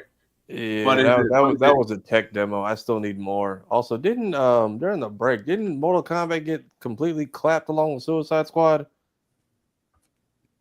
Damn near. Yeah. I think they said they're wrapping development and calling it. Oh yeah, no. The DLC underperformed to the point where they're stopping all development for Mortal Kombat 1. Right. Outside of like balance patches. So pretty much the Chaos Reigns DLC didn't perform as well as Afterlife did. And none of the comic character DLC did well. It was only Ketchup, Mustard, or like I'm calling them what they are in the community. That's not my fault. Oh no. Noob and Ermac and Takeda did higher numbers. I had to stop myself because every time someone played Cyrax, all they did was play Mustard. They played Kendrick Lamar's song. That's all I heard. I'm sorry, Joe. Go ahead. No, you're good. I mean, yeah, the seasonal DLC underperformed great. I wouldn't say greatly, but just like not to what their expectations were. But WB has very unrealistic expectations, as do most game studios these days. They expected to sell out. They expected to sell out the same way 10 did, not understanding that 10 took its time. They tried to take 11's process. They took 11's game. You try to do 10's process, and you try to rush it. So and air combos. And then you fleeced. You did what every gaming company does that they shouldn't do. You fleeced your gaming community. You're like, hey, you want this person? It's $5. You want this DLC? It's another $25 or $45. You want this character? It's another $5. It's like people would rather just wait till they get Game of the Year editions and play the games in. But the fighting game market depends on this. Okay, how do we drive revenue post main game production? Oh, we're just going to do these skins. We're going to do tournaments that you can buy into. We're going to do these things. And the problem is, well, as we all know, money is getting tighter this year, tighter than it usually is. You don't really got time to be spending $5 to $10 on a single access character when you might as well just wait for or not wasting $40 to $50 on a season's pass. You want the game in its entirety. And a lot of people are just not rushing to get that instant gratification no more. That's why 11 didn't do well. I mean, that's just my opinion, but that's yeah. And I think what's also happening is a lot of gamers are realizing it's not worth it. The midnight releases ain't what it used to be. The midnight releases aren't what they used to be. They're tired of these patches. They're tired of the DLCs. Mm-hmm. They want the full game. Exactly. Hence why so many other games did well. Why Sifu did well. Why Black Myth Wukong still doing well. I mean, these it's like it's the plainest. If you make if you want people to get the game, will make it well, make it where it's not so easily beat, and get your graphics together. Pretty much. And then you hit the nail on the head every time. That's all it takes. If you're already winning when you say Mortal Kombat. How long has it been around? 91. Yeah. 90. So all you gotta say is new Mortal Kombat dropping. Done. Or if you want to be honest, God of War. Yeah, there you go. Santa Monica Studios gave us 2 complete God of War games. And just because we're a loyal fan base, we're going to give you this Valhalla DLC for free. Yep. And I mean, you didn't fleece your players. You sat there and said, oh, by the way, Ragnarok's available right now. You damn near crashed Sony servers when you announced at the Game Awards, oh, by the way, Ragnarok is available. It's free and you can get it right now. How many people downloaded that and had fun with it? It wasn't a bad DLC. It was actually a great DLC. And for those who've played it, the new Indiana Jones game is good. I've only heard good stuff about that too. Yeah, also complete. So again, it is amazing that in a world of narrative, and again, yeah, people are going to argue, well, they're narrative driven gameplay. Yes, but the formula still remains the same. If you paid $60, $70, or God forbid, over $100 for a video game, you don't want to 2 months down the road spend another $40, unless it's subscription games like World of Warcraft. Okay, you understand what comes to territory. Destiny. Okay, that comes with the territory because those games are subscription based. If you want to play the next chapter, you're gonna have to pay. You have to pay the toll. Those games I understand and accept. But when it comes to fighting games and other things, you can't use a subscription. You can't use that subscription. We want complete games. And again, it's amazing when you throw free stuff at your gamers. Imagine how loyal they are. And also, perfect example, Helldivers 2. If anybody listens to their fan base, when Helldivers 2 was mucking up and the gamers told the developers, hey, y'all are mucking up Helldivers 2, how quickly was the change from those developers to the game? To now, it's won awards. It's just I think it's had its now second edition added to the game, and it's still collecting subscribers. So imagine the simple fact of the matter: if you pay attention to the gamers, if you make it cost effective, and you give complete games, your crowd won't leave you. I miss the days of you getting skins or new characters by literally doing missions in the game. Unlock, outside of your main portion of the game, you still had your side missions that you can unlock. Lego Marvel is still 150 plus characters. Mm-hmm. You know, that's a lot of game time. And can have fun with it. Plus, there's never been such a thing against a bad Lego game, but still, no, that's true. That's true. But that's the Arkham series games. The freaking Riddler trophies. Come on. Did I hate those? Did I hate all those 80? Did I hate all those 89 Riddler trophies? Yes. Did I want to beat his ass the moment I collected those trophies? Yes. I wanted to beat his ass. I was not going to talk to the Riddler after collecting all them damn trophies. I wanted to go in there with hands rated E for everyone. That's why I look at. That's why I'm like, why all the DLCs? Just allow me to unlock it and figure it and go from there. If you open up new maps, okay. Yep. But that's the thing. It's just like when you can actually when you put value into the games, when you put thought into the games, when you put care into the games, those are the games that get replay value. I mean, you don't believe me? Also, another one before we move on to the reviews. Cyberpunk 2077. That release was horrible. Yeah. How many patches and updates did it take to where people started going? They're just now. Yeah. Just now getting it together. Right. And I was one of the ones, and I'm not gonna lie, I was one of the ones that purchased the game when it first came out. Granted, it was patchy, it was buggy, it crashed multiple times, muddled through it to play it. Now, it's sublime. It's perfect. They've added on a DLC. The DLC, Phantom Liberty, is great. They keep adding things that are free to the users. So, if anything, CD Projekt Red, which basically did Cyberpunk and is now doing the next Witcher game, they've learned. Respect your fan base, your game will do well. Disrespect them, you wind up like Anthem. That's all I'm saying. But to be fair, Anthem does look like the tech demo. It's just it's a crap game. Yeah. And it is basically an unfun Iron Man simulator. Pretty much. And it was supposed to be great. It was this is the reason why I loved Anthem for the idea. I hate EA for the execution. Poor EA. A fall from freaking grace.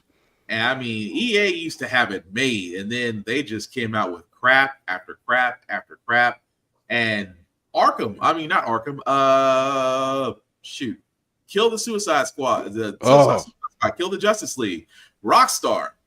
What was the other Arkham game that should have done well? What was it called? Gotham Knights. Yeah, Gotham Knights. Gotham Knights. You already had, all you did was just add characters. You had it made. You just added playable characters. That's all you had to do was keep the same formula with new characters. People would have ate it up. And yet, what happened? Gotham Knights went the same way Gotham Knights television show did. Oof. Unknown. Oof. But I literally forgot about that show. Damn. Yeah, that's how bad it was. That's how bad it was. And I mean, no offense to Misha Collins, you will always be my Gabriel from Supernatural, sir. That's a credit that you can just leave off. You try to Castiel, I'm sorry, Castiel. I call him Gabriel. You've always been a Castiel, sir, but Jesus, you could have left Gotham Knights alone. Hey, Laney, I hope you're doing all right. I hope you're staying warm because, again, if you're on the east side like the rest of us, we're all sitting in snow. I don't think we know anybody on the west side, but if you are staying on the west side, hopefully you're cool and safe. I came at the right time talking about Supernatural. Well, Misha Collins we were talking about because he was in Gotham Knights, and, well, it came and gone. But, you know, we'll always have time for Supernatural. It really should end after season 5. But, again, I digress. But reviews, because again, we do have a lot of shows.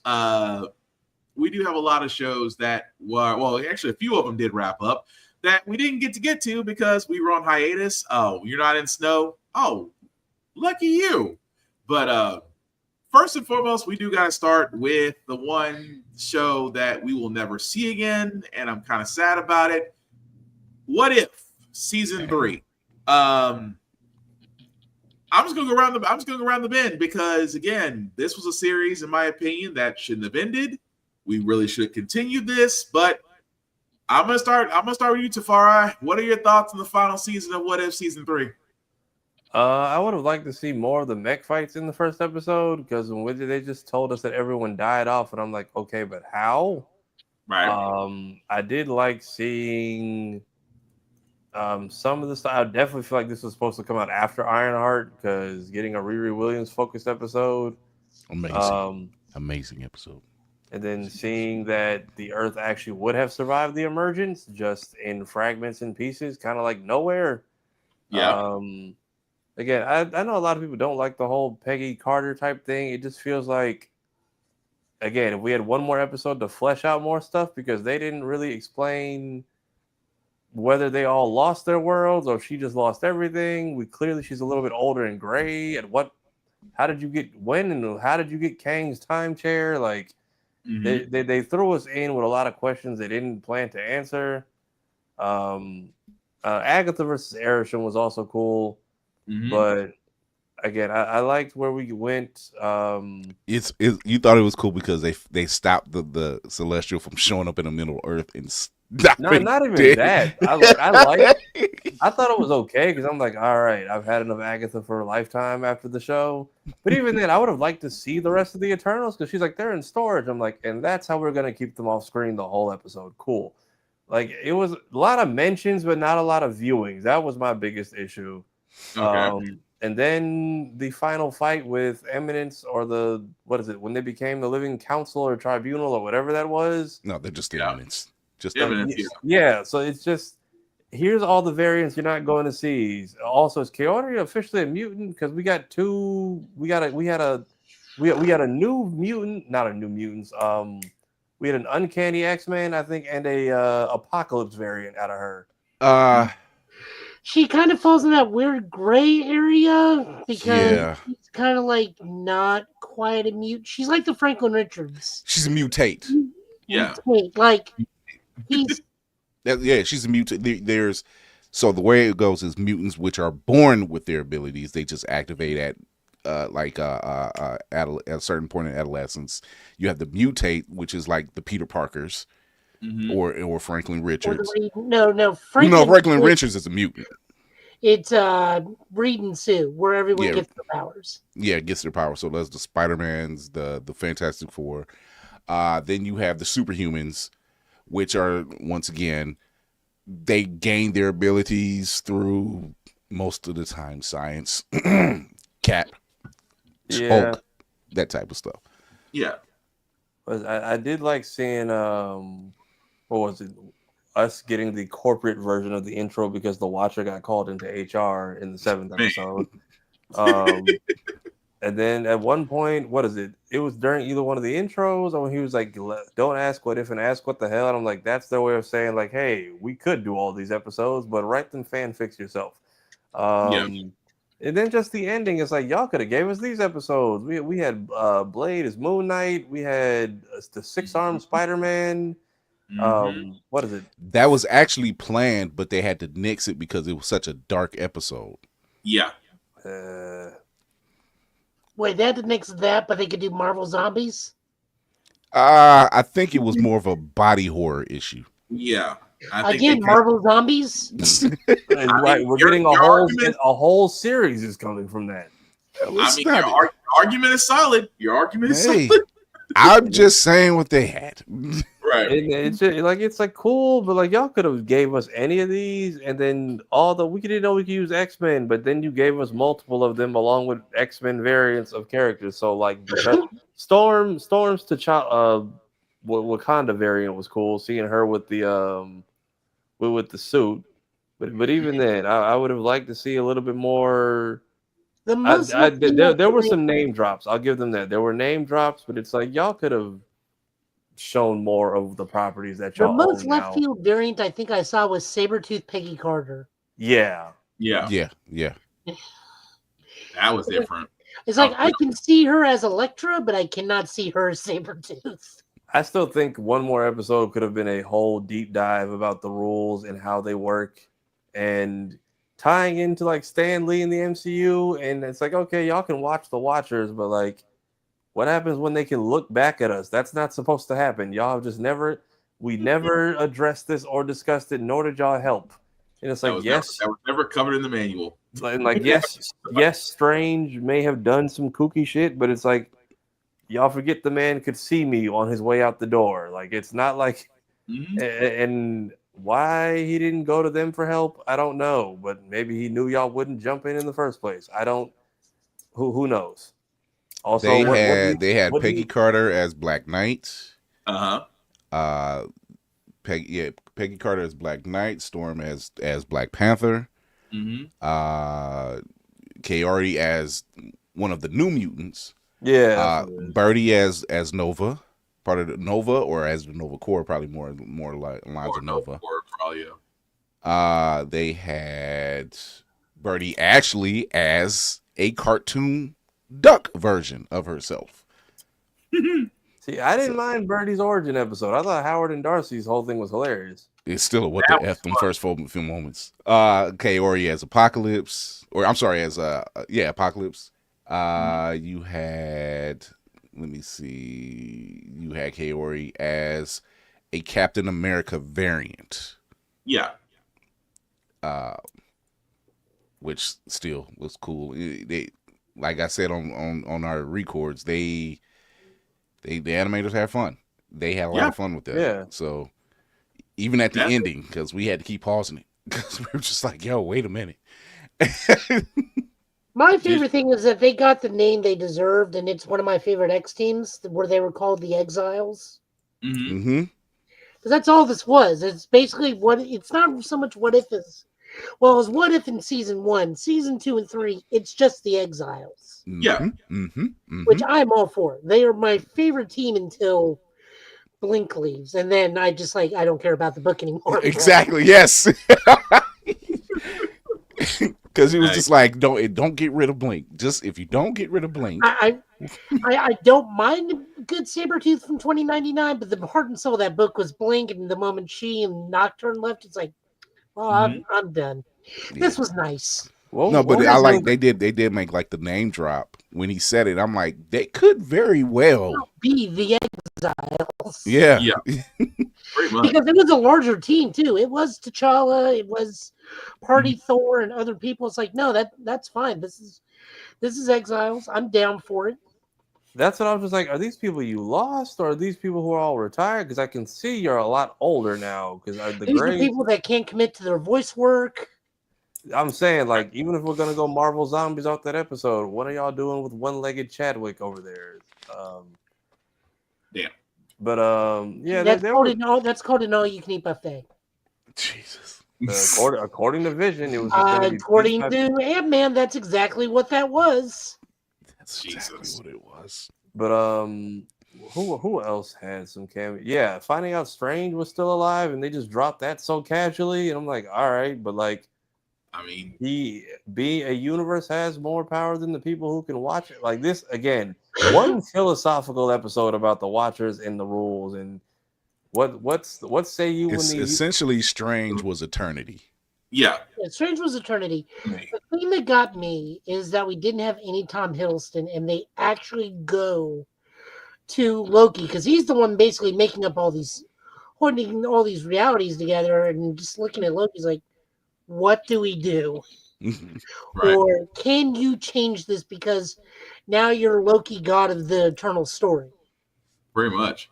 Hey, all in game. Y'all heard about the MCU wanting to recast T'Challa as Black Panther? Yes. Yeah, we're going to see a variant, I think. Well, we will definitely see a variant. Like I said, Fantastic Four, world goes boom.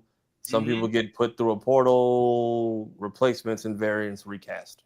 Oh yeah, we're gonna see at this point a recasted T'Challa just because he's gonna be a variant. So I really just want to see M'Baku as Black Panther for a little bit though. That would have been nice. A good one too. Bucky and Red Guardian was a dope episode. It was a fantastic episode. Knowing that Red Guardian actually knew about Hydra was actually pretty interesting, and the fact that he actually does have Super Soldier a bit feats with. Also, are we confirming Obadiah got the Starks killed? In the What If episode, yes. Mm-hmm. That episode literally was in the same vein as Black Widow, and it just took a slight turn when he stops Bucky from doing the deed. That's where it changes. Bucky had a basically. It was said many times on Blurred's Eye View. It was said as 48 Hours. It was said as Lethal Weapon. It was said as we had like 5 different. It's names. The buddy cop show we've been waiting for since the teaser. Yeah. It was young. Damn, what is the name I'm trying to think of? Ant-Man 2, Doctor. He Pops from Blackish. God. Yeah. Oh, Bill Foster. Yeah, young Bill Foster. Lawrence Fishburne.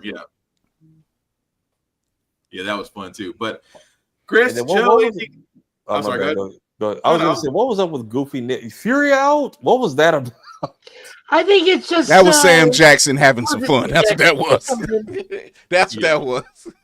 They took all the unused and blooper clips from the Marvels and just put them in here as voice clips. I feel like what I'm like, this is already a goofy episode, so it works. But I'm like, why is that like his calls? Pretty much. Like, the man he got his boy back, so he cool.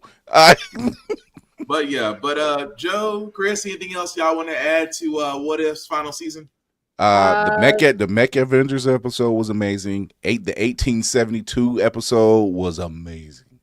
That was my favorite episode out of all of it. I especially liked that I didn't realize the little kid was supposed to be Iron Swordmaster Iron Fist until they said his name. It's like, oh, that's cute. I like that. Also, my casting for Black Panther, if they recast David Agila. Okay. Oh. If you guys don't know who that is Booker Booker Washington from Star Trek Discovery. Got to meet him. Wonderful person. Oh yeah, he would definitely make a great T'Challa too. Now I think about that, Book would make a great T'Challa. But yeah, no. As far as me, I'm just sad to see What If have a final season. I still think there was more they could have went with. The Watcher could have actually had a lot more stories to be told. As you can tell, we all had favorites in this series. Mine again, because I was a fan of the Red Guardian Bucky ever since I saw the teaser trailer for season 3 a year ago. Love the weird idea of Howard the Duck and what's her face? Darcy having a kid that basically was the savior of the universe at the time, which was really interesting. But no, not a bad episode. Not a bad episode out the whole bunch. Just sad to see it go. I was kind of hoping Disney/Marvel would really run with this. This is one of the very few times where they can do variant episodes and get away with it.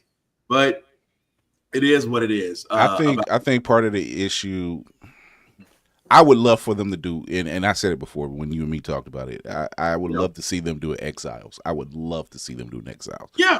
But once again, and I'm in agreement with Joe, and I've said it before, the voice casting.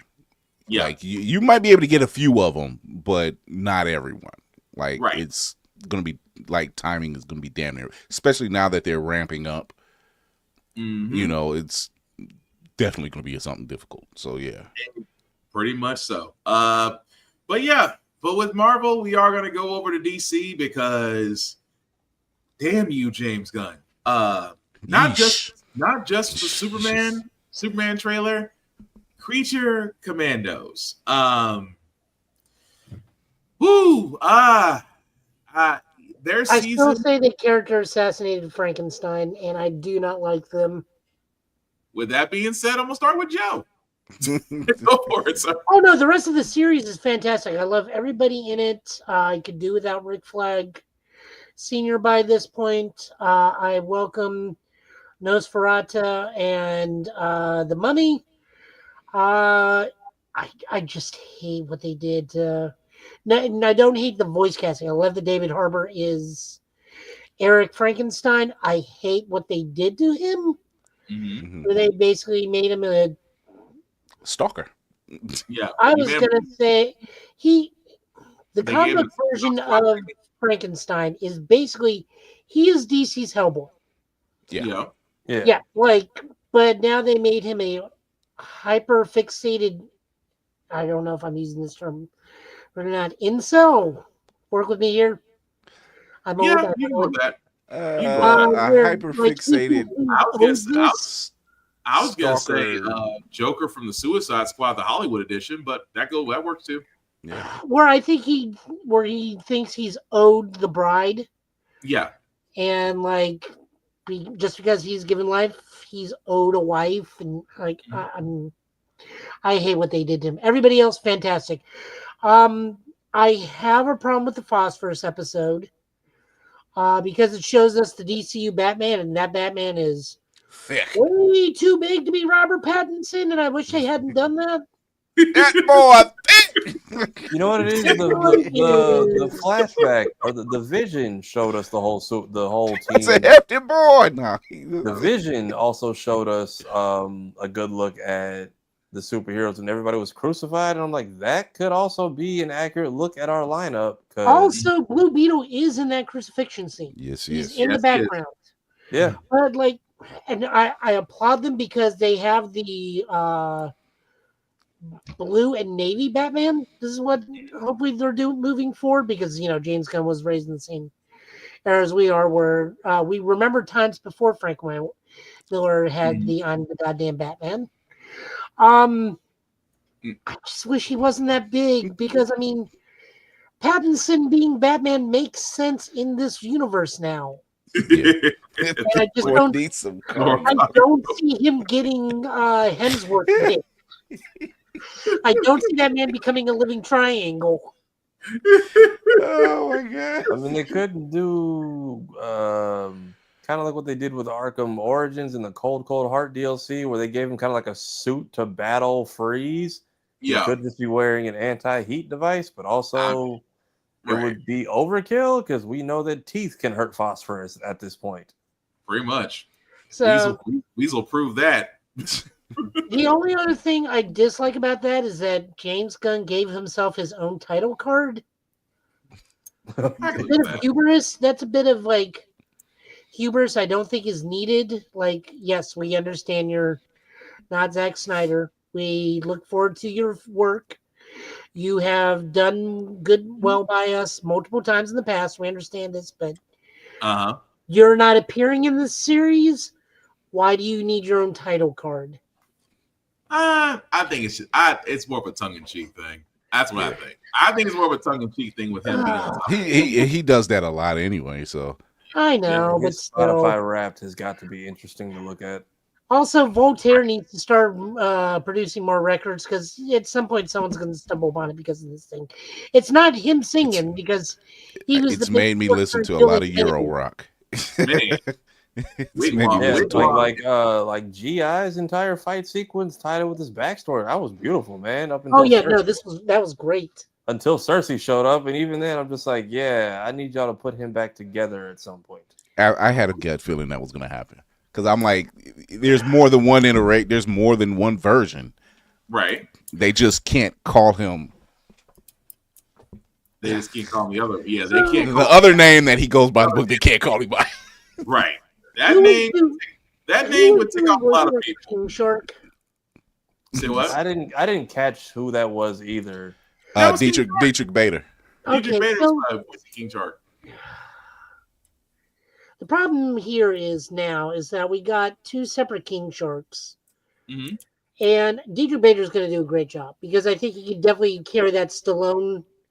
He can definitely do a Stalloneism because, I mean, it's Dietrich Bader. He was Batman for a good deal of times, but like my King Shark is Ron Funch's King Shark. God. You gotta love it.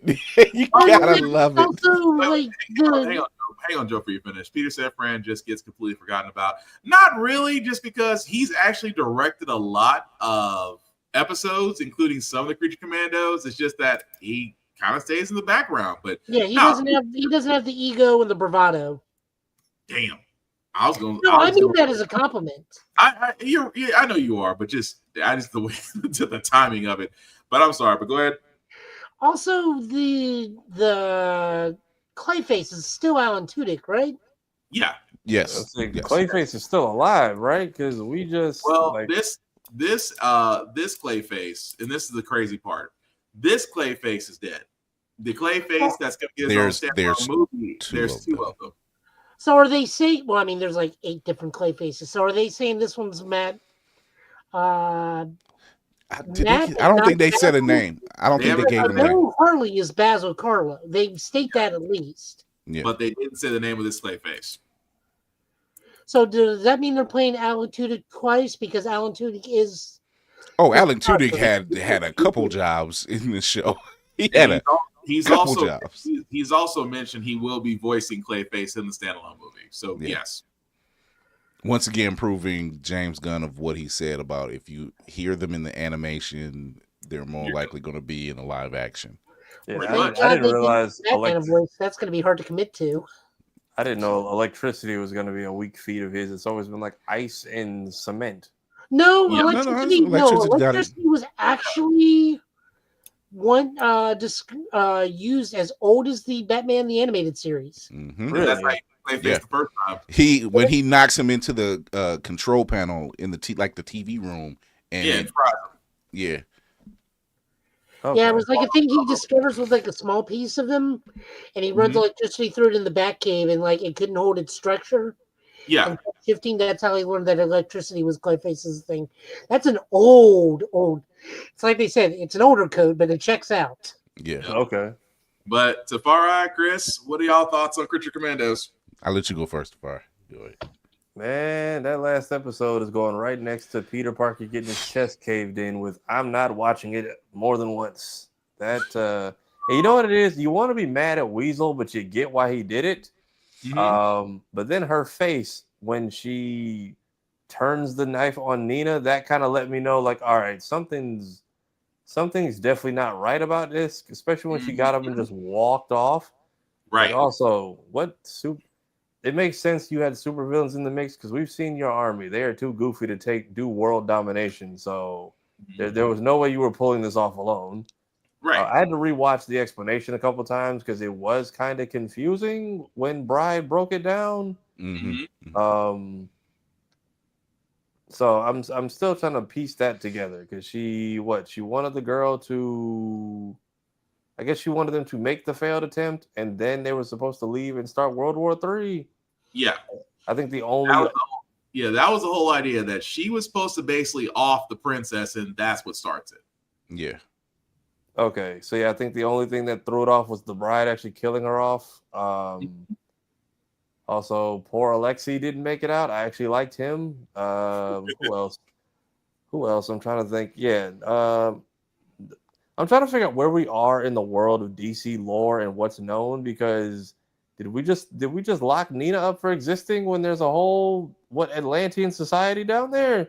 Pretty much. Well, she's not Atlantean. I know that, but I'm just saying, like, fish person, I'm like, in a world of Blue Beetles and Superman, the fish person is where y'all have a problem. And said also cops just have done more damage than actual villains in this show. Y'all just shoot anybody. Well, as Hellspawn cosplay pointed out, he says he was sitting there saying Peter Gunn really does not. I mean, he sat there and said James Gunn does not like law enforcement. It's like, yeah, every episode with a cop never ended well.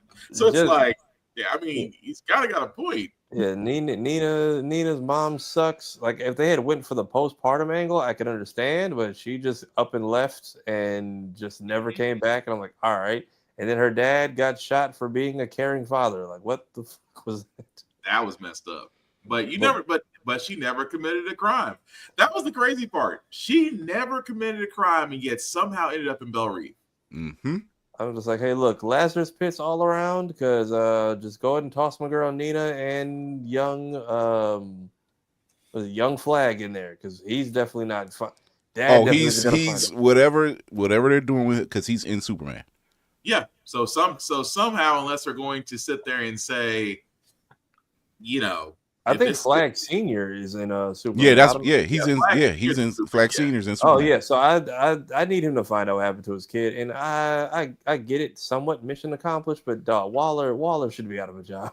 See, that's what makes me think in Peacemaker season 2 we're gonna see Rick Flag again. So something's gonna happen to where, because the scene that they show him in Superman, he's escorting Superman along with the Ultraman character and the engineer to I can't think of the people's name right now, but where Guy Gardner's working with the people. But they show him. Yeah, they show all of them, and he's escorting him in custody. So something happens. Oh, it does. I so want in that movie that Ultraman has the face mask, but he's still slightly smaller than Superman. Yeah, I so wanted to remove the mask and it be Henry Cavill. Oh, you would have the Snyder cult looking for, like, see what he's doing. He's taking upon the greatness of Mr. Zack. You would have the whole cult group going after. But it would be wonderful to start having to announce that World 3, Earth 3. Has all the other actors, and it's Owlman and Superwoman and Ultraman, and it makes more sense that he's Johnny Quinn than he is the Flash. I mean, it has been quite quiet outside of Jason Momoa. It has been quite quiet. So I'm just saying, Jesus, if he did that, that would be something else. Let me get to that. I'm sorry, go ahead, Chris. That show, Creature Commandos. Mm-hmm. And I did a post, and I said, a friend of mine did a post, and I said, James Gunn has proven once again that he can write obscure characters and make you give a damn about them. Yep. Every single time. Literally watching that last episode, and I see that because I kept trying to figure, all right, what's Nina's deal? Let's find. My baby just wanted to play lacrosse. Weasel, I don't know who had the sadder backstory, Weasel or Nina. I'm like, either one, they both tugged at you. It's like, God dang, you just keep going for the heart, sir. You just keep going. Not a stab and twist, not a stab or what. You kept stabbing. Yeah. Once she kept juking Nina, I was like, with a straight face, I'm like, all right, something's off about this chick. But I will say this though. In Gunn's DC, he has proven nobody is safe. And you know what? That level of nobody's safe in his DC universe is refreshing. It ups the ante. Yeah. It ups the ante. I mean, let's be honest. We know some mainstays will be there, but yeah, I just like the fact that nobody is safe in his DC. But to me, Creature Commandos, loved it, can't complain. It gave us exactly what we wanted. They kept it short. It wasn't very long as far as episodes go. Episodes listing goes. I'm not complaining. I don't think the princess's story is done, in my opinion. I think something in season 2. Yeah, you just don't drop that. You don't peel the cap and then just walk away and there's no repercussion. That part. So that's the reason why I'm thinking that the story is not over. But yeah, I definitely loved it. But I did want to catch this question before we go on to Invincible Fight Girl. Is the What If writing team taking over X-Men 97 writing duties? The main writer is. The main writer is. For What If taking over X-Men 97, guys, what do you think, real quick? Because I've got no issue with it. I know they had a good chunk of season 2. They said done. I'm curious to how much is just getting strung together from there, or how much is being thrown out and redone just to keep a certain person's credits off. Because if that's the case, I feel like the writing will suffer. All right. Yeah, if you're doing it in spite of, that's a problem. True, but I mean, it's the same team doing What If. I don't see a problem with it, but I can't see them having issues with it outside of Mr. Bo. But I think, like we talked about earlier in the show, man, just take your victory lap and then get Static Shock back on the air. How about that? Something along those lines. Do something worthy cause. But Joe, any thoughts on that? About What If writing team taking over X-Men 97? They got some right, they got some wrong. That's just par for any show. So let's hope the hits are more than the misses. Yeah, can't argue that. But Invincible Fight Girl, its first season wrapped up. Fellas, what do we think? Is it worth season 2, or is this a wonderful attempt and you never want to see it again? I'm in the middle. Okay. I think the last 2 episodes could have been more of the whole season. Like, we finally have a credible villain. We have someone who's actually intimidating our leader character. I think was that Keith David playing the bad guy? Yes. So we have him playing that bad guy and the narrator. He's kind of giving, because I just watched the first season, Nana, grandma, Mimi's friend from back in the day for Moon Girl, who ends up coming to the roller rink. He's kind of giving that vibe. And the fact that she's taking on her tutelage to kind of not deal with it. Yeah. Also, Tony Baker coming back and the backstory for the Perm Gang. And man, that was tough. Yeah, that was tough. The bullies were bullied. Yeah. Not to cut you off, Tafari. Tony Baker, if you ever hear this podcast, please do more voiceover roles. You had me dying with the Perm Gang. Oh, he had me in tears. Like I said, for anybody that's not watched Invincible Fight Girl, watch it for the Perm Gang at least, because Tony Baker voices one of the characters. It is worth the 4 episodes that he's in, because it's me. Because like I said, for me, I loved it. I like the fact that where they're going with it. It was a slow start at first, but at the end, it does set up for season 2. I hope they get a season 2, just because I think it was great. It's wrestling. The best example I can give to this, because yes, it is about a person encouraging their dreams of wrestling. It's not Perfect Muscle. So although Perfect Muscle on Netflix, Ultimate Muscle. Thank you, Joe. Yeah. Ultimate Muscle on Netflix. Should watch that anyway, because that's a great series right now. But Invincible Fight Girl, I would definitely watch it. It's worth it to me. Again, it was exactly packaged as it should have been for the first season. Really, the whole idea of of her learning a certain style really made for it. Characters were supporting, not really boring areas, but like I said, season 2 hopefully will be better, because like I said, it wasn't knocking off the wall, but at least it wasn't boring. It did make you want to watch each week. But that's just my opinion. But Joe, Chris, what do you guys have on it? Chris, go before I bag on this a little bit. I agree with you, Spartan. This was one of those fun ones, and once again, Black Girl Magic. But yeah, the voice work was right on par. When I heard Tony Baker and Keith David, I was just like, "Oh, we're in the end game now, huh? We're doing it. Okay, I see what you're doing." I was already sold, but you guys just pushed it over the top. So yeah, it is fun. It's definitely something fun to watch. When I see shows like this, or Craig of the Creek, or just fun, concentrated shows, like episodes like that, it just makes it just worth watching, and it's not too convoluted. It's it's your basic fighting type anime, wrestling world type thing, but very what's the word I'm looking for? Outside the box, right? Because when you call a match, you're like, I want a match, and all of a sudden a wrestling ring just shows up out of nowhere. Right.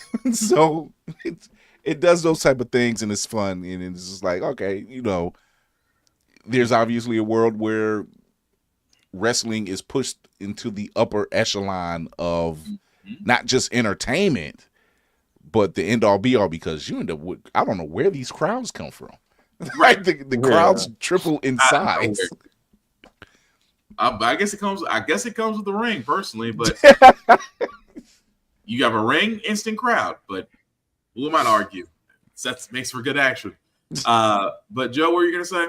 Okay, I had issues with this, especially the finale. The finale should have been 3 episodes. We did not need that foot fetish cowboy arc at all, outside of establishing Brawley.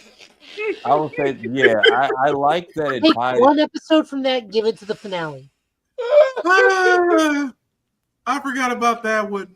The foot fetish. The foot or the fist? No, that was somebody's fetish episode. Don't lie to me. Don't tell me I'm wrong. No, you got no argument. You got no disagreement there. Like, my biggest issue in the finale is we are still going with the I need to believe in myself, I need to do this my own way lesson, which has been something she's been doing the whole series. Okay. We established a credible threat in that little in the Chinese wrestle, which should have been the final fight. Perm Gang should have been the first 2 episodes, because we established in that thing she is so OP at that point. She is basically, for wrestling fans, she is Sting with a baseball bat and a ring full of NWO members. I was so confused by that literally the other day. Even at the 4-on-1, they were not a viable threat for a finale. Yes, it was sad what happened, and I love their backstory, but they were not an incredible threat at all in ring for the finale. It should have been first episode, second episode, deal with them. She goes on to the finale. She goes on to the ring against a little Asian kid who just observation hockey the crap out of her opponent. Yeah. And then get the only hit she gets on them is the perfect strike. And then even then it only doesn't deal that much damage. That would have been great. Because that would have shown, hey, I can do it now, but the technique is raw with me. I don't know how to control it. I don't know how to aim it. But the other little girl's like, oh, something I need to look out for in the future. The Keith David stuff and everything else, that's fine. Like that's fine. It's just the repetitiveness of the same lesson being taught to her over and over and over again that bother me. It's the lack of credible lack of a credible fight in the finale, because like I said, she's so OP at that point.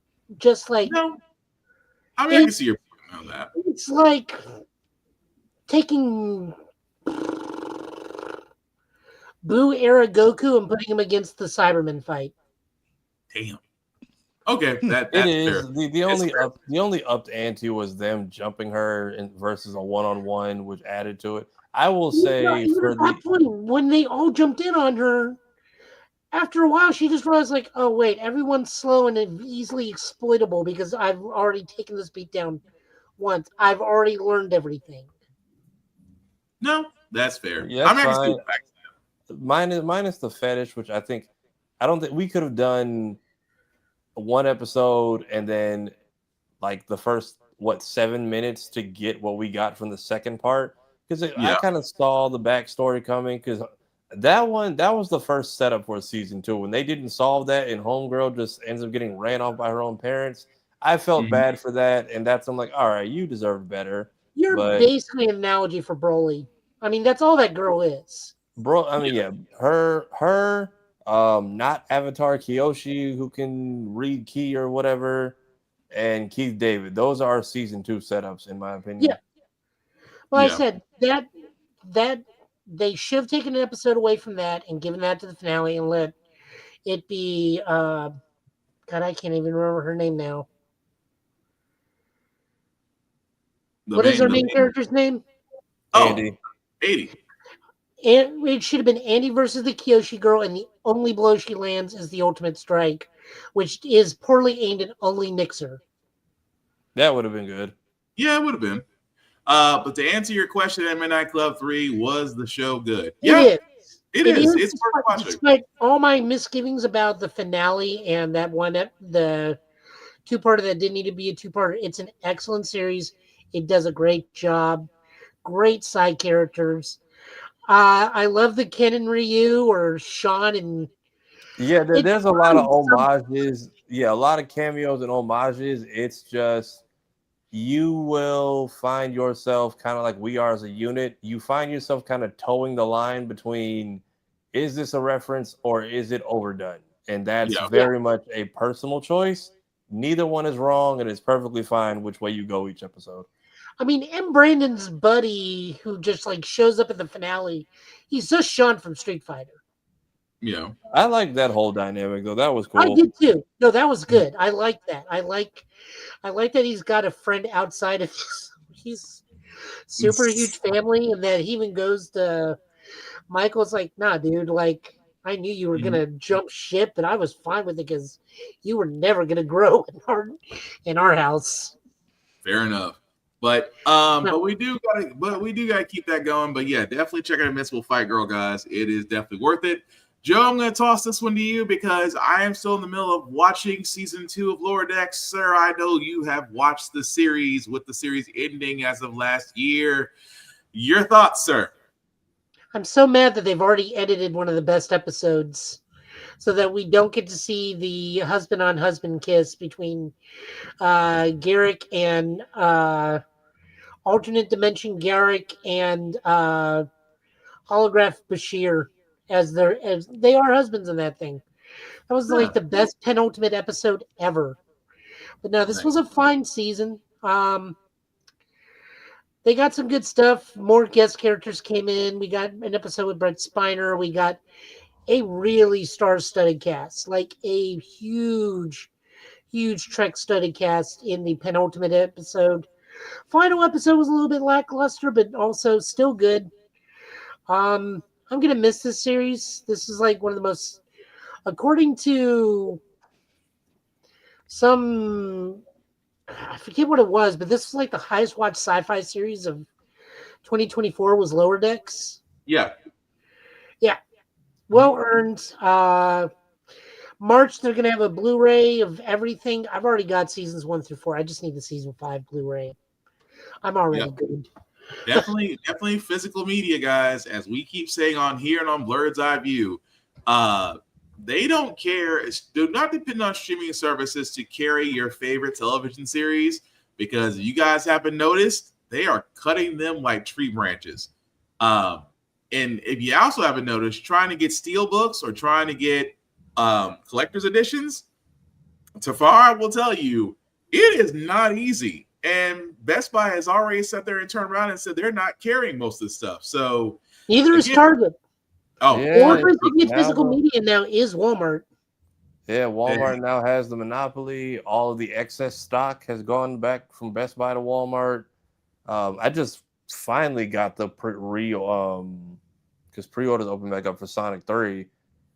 Transformers 1 actually came out yesterday, but I mean, at least for us here in Dallas, the damn trucks are delayed. So we'll see when those get to the stores. So yes, physical media, if you can pick it up, definitely take it. As far as Star Trek Lower Decks, I'm still in the middle of season 2. I will agree with Joe. It is definitely a show worth watching. Regardless of not if you're a Star Trek fan, if you just want to laugh at something funny and off the wall and doesn't take themselves too seriously, Lower Decks is definitely it. I'm, like I said, kind of sad to say that, you know, they at least got a good run. I also think they should have got another season, but that's just me. Answer, Mr. Hogan, yes. Yes, it did. Yep. Has you Strange New Worlds. Yes, it did. For anyone else, season 3 and 4 are probably my favorite seasons because T'Lyn comes in. Mm-hmm. She is my favorite character. I love T'Lyn so much. I got her autograph where it says, "Stay Vulcan as a motherfucker" to me. Wow. Oh, Lord. Outside that, guys, the Doctor Who Christmas episode. Emotionally crippling.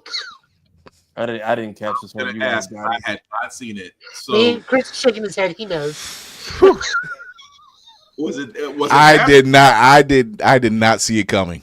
Oh my God! No. When they kept saying the rules, I'm thinking like some sort of space corporation rules, some sort of intergalactic empire rules.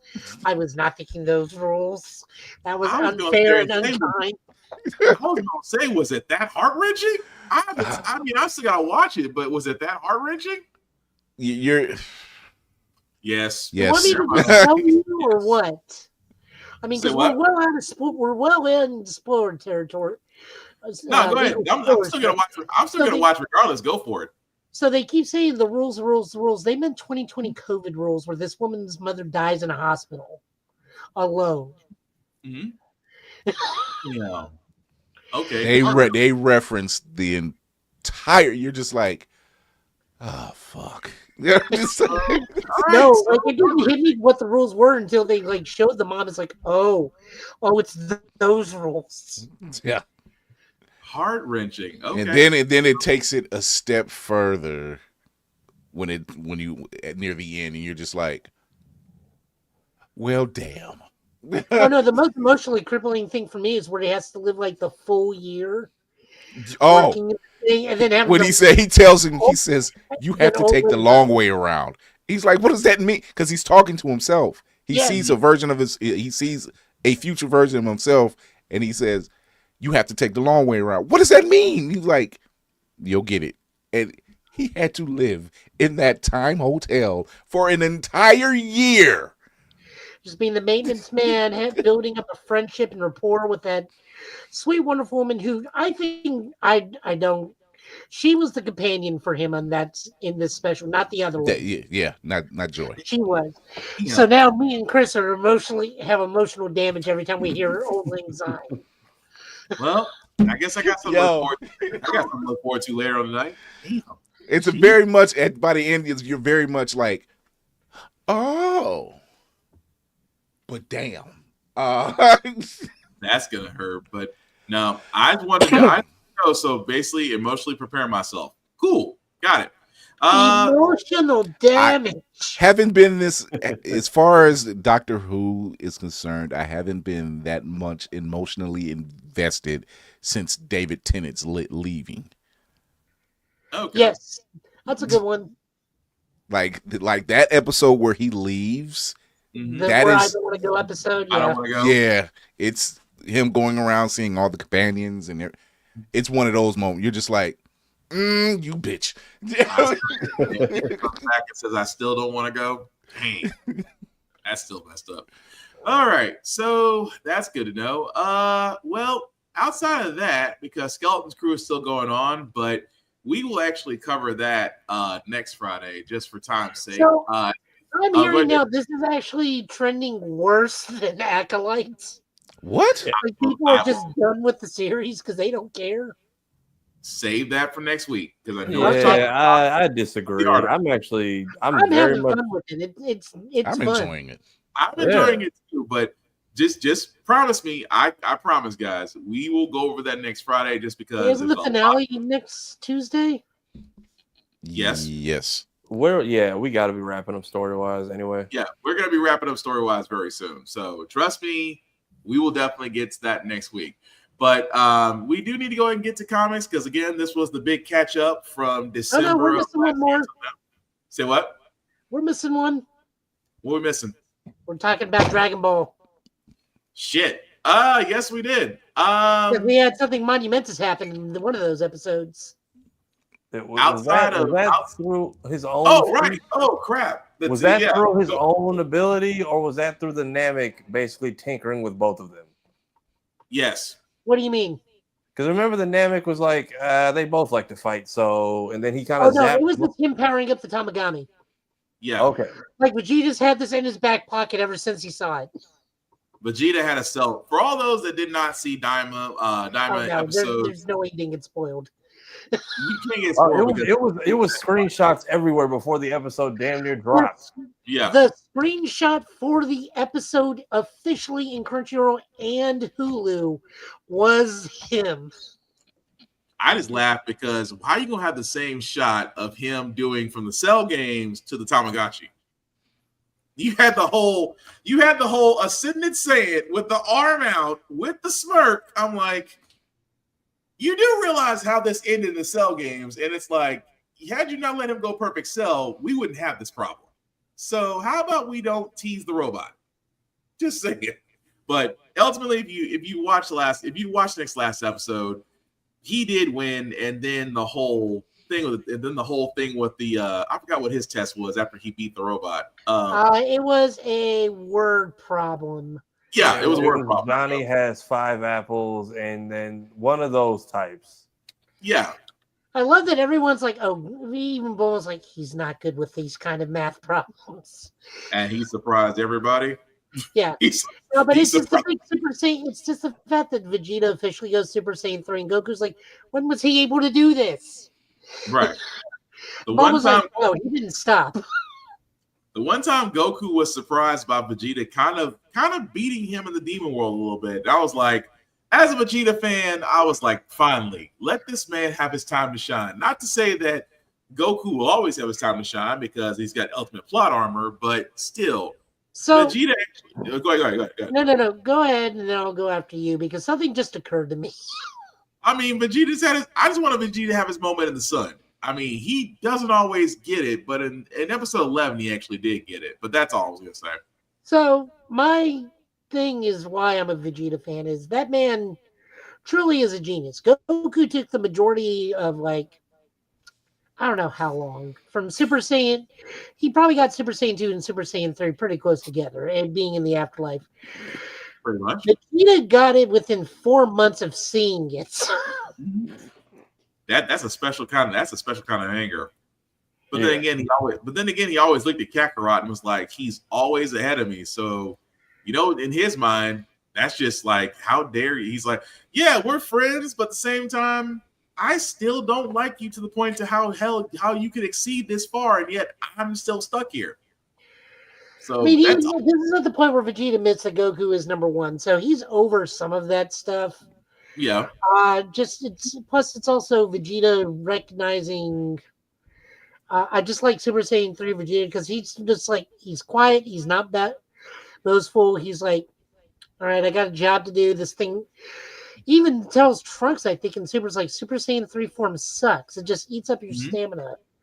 Even Goku tells like Cauliflower at one point, it's like, oh, there's a level 3. 3 really sucks.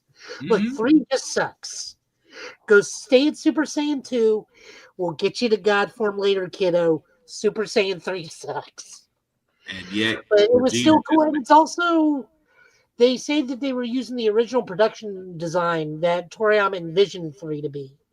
Yeah. With Kid Vegeta. The new episode this week was a pretty classic old school Dragon Ball episode. We're landing on a planet where everybody's giants and we gotta just like try to get away from a child and his dog. And Goku is surrounded by fleas. Goku's surrounded by fleas. Yeah, Goku having to fight off ticks. Yep. That was interesting. That was real interesting. I said that kind of reminded me of the Red Ribbon Army episode, like when he had to fight what was it? Was it a Loch Ness monster type or a dragon type? One of the two. No, you're thinking about the jelly monster where freeze him solid. Yeah. So, and then when he tried to give him like the sensu beetle or whatever, and Vegeta still has like, no, and I'm like, my dude, we open the first time we see you are munching on a bug. Yeah. He has a more refined palate now. Also, he hates insects, I think, now, or at least specifically worms. I remember that being a thing. Yeah. Also, we now can confirm Vegeta Boob Man. I mean, no, it's literally confirmed in the episode. Yeah, I know. I'm trying not to say it. Is that why he was so insulted and put all the fucking house defenses on Goku when he accidentally went into her house? Yes. So, other things we can quickly talk about. New anime that's come out. Stuff I can recommend right off the bat. Headhunted by the Demon King because I'm a middle-aged salaryman. Actually good. Wait. Time out. Repeat that title again? It's an isekai, so you know it's about 15 sentences long. Fair. Headhunted by the Demon King because I'm a middle-aged salaryman. Okay, I did hear it right. All right, go ahead. This is over there trying not to laugh at these titles. It's actually pretty decent. What are some of the other ones? Got them on my Crunchyroll list. Stuff I am watching. Of course, Crunchyroll is going to take forever. The Red Ranger Isekai episode tomorrow. Sakamoto Days tomorrow. Yeah, we look for that one. I'm definitely looking forward to tomorrow, just because of how the premise of that anime is. For Magia, that is the new anime, which is already a video game. This is made by the Fairy Tail Dude. This is Magical World, but this time it's farming simulator turned into RPG. We also have Amaku MD, Dr. Detective. I think Doogie Howser meets House, but also she's a 20-year-old who looks like a 12-year-old. Not bad. It actually is a decent medical detective series. I will be continuing it for a little bit. We'll see where I tap out. Zenshu is the other one that I got on my list, where it is an animator. It's an animator who works it's about the animation industry. Okay. What are you laughing at, Chris? Have you watched this anime? Dying over there. Chris is kind of dying. That's why I was like, has he heard these titles? No. no, it's something else. Okay. Yeah. I can't contain myself. That's all. It's fine. I was like, has Chris heard these titles? I can read some of these other 12-paragraph isekai entries. They got those titles. No.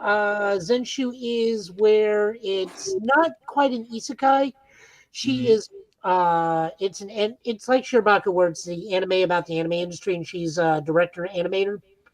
Okay. And she is so overloaded with crunch that her mind just kind of like shuts down, and she's trying to figure out how to mentally fix an animated. Are you gonna die from laughing? I'm gonna die.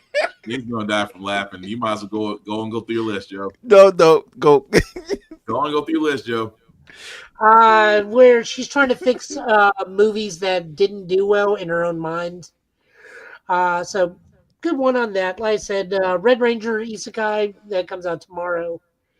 We'll see that. That one's one of the most anticipated ones outside of Sakamoto Days. Okay.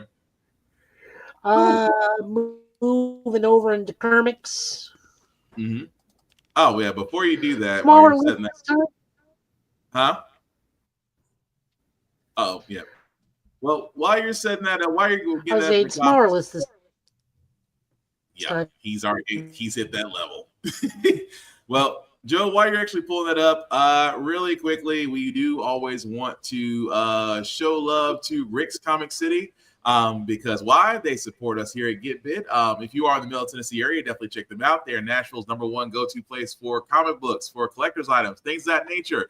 They also have a website, rickscomiccity.com. You can definitely check them out there for your weekly pull list, things of that nature. Let them know the guys at Get Bit sent you. It doesn't get you any discounts, but again, you see our faces on their televisions. We show them love, so they show us love. So definitely check out Rick's Comic City if you are in the Middle Tennessee area. If you are not in the Middle Tennessee area, guys, please support your local comic book stores, support your local libraries. Why? They need your patronage. I am not, yes, Starbucks is fun, Barnes and Noble is fun, Media Play, if it's somewhere in your area, I get it. But guys, in this time of day, guys, as you see with stores and brick and mortar stores closing, it is more important than ever to support your local comic book stores, support your libraries. Libraries carry the most up-to-date comic books, mangas, and video games. A lot of people don't know that. Video games also are carried in libraries. At the same time, guys, these bookstores, these places that we love to go to need your support as well. Definitely spend your time and also importantly, your money there, because you're going to miss them when they are definitely gone. And also, kids, I know you guys are back in school. Read the banned books. There's a list. You'll thank us later. But Joe, I do see that you're up and ready, sir. So whenever you're ready. Last week we had Miles #28 come out. Black Panther takes him to Wakanda so that they can commune with Bast to remove his vampirism, as he did that. She did that for T'Challa. However, things are not great because Bast does not like Miles, because Miles is spoken for by Anansi.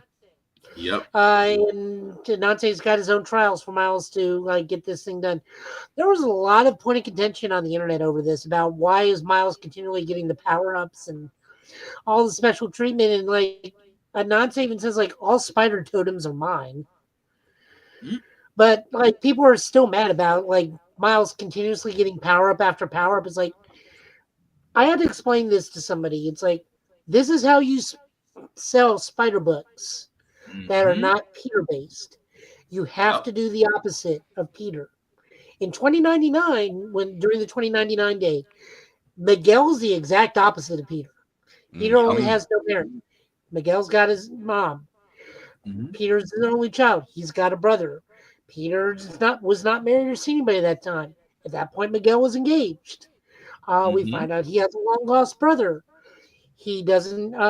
Spider-Man swings on webs. It's cyberpunk. He just has to leap real far and grab onto buildings and sky scooters. Miguel doesn't web swing for a while. Yeah. Peter doesn't kill. Miguel has no problem offing people. Right. That part. So, in order to continuously sell a spider book, Miles is the same way. Peter's barely ever part of the team. Miles has been part of multiple teams. Even his own team in the earlier books, where he's teamed up with Gold Balls and 2 other mutants, I think. Yeah. And Ned and Keenan and whatnot. And then he was a champion. He was an Avenger. So Miles is always a part of the team. Miles has his family. Peter still doesn't have his family. Right. Peter got powers by the other. Miles had extra powers from Jump Street. you always have to expand and make people different from Peter to continuously sell the book. Yep. That is the thing here. Now, him making a hard-like construct out of Venom power, now we're getting into a bit of a goofy territory, because if we're going to make fun of the Flash for doing that in the final season of the Flash, I'm going to make fun of Miles doing it now.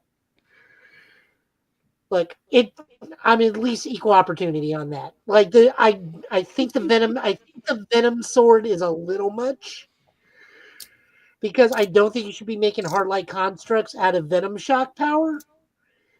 Ben making weapons out of his thing is at least somewhat coherent, because he says it's psychoreactive slime.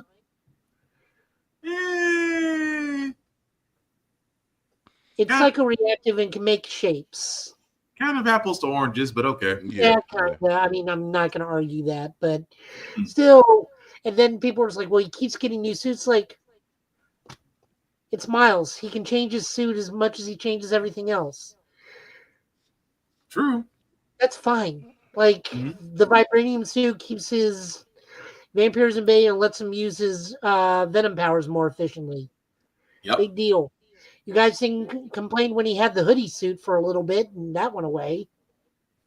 Or the Thor variant. Yeah. Oh boy. Let's not forget the Thor variant and its hammers on. No, please. Let's forget we don't talk about the What If.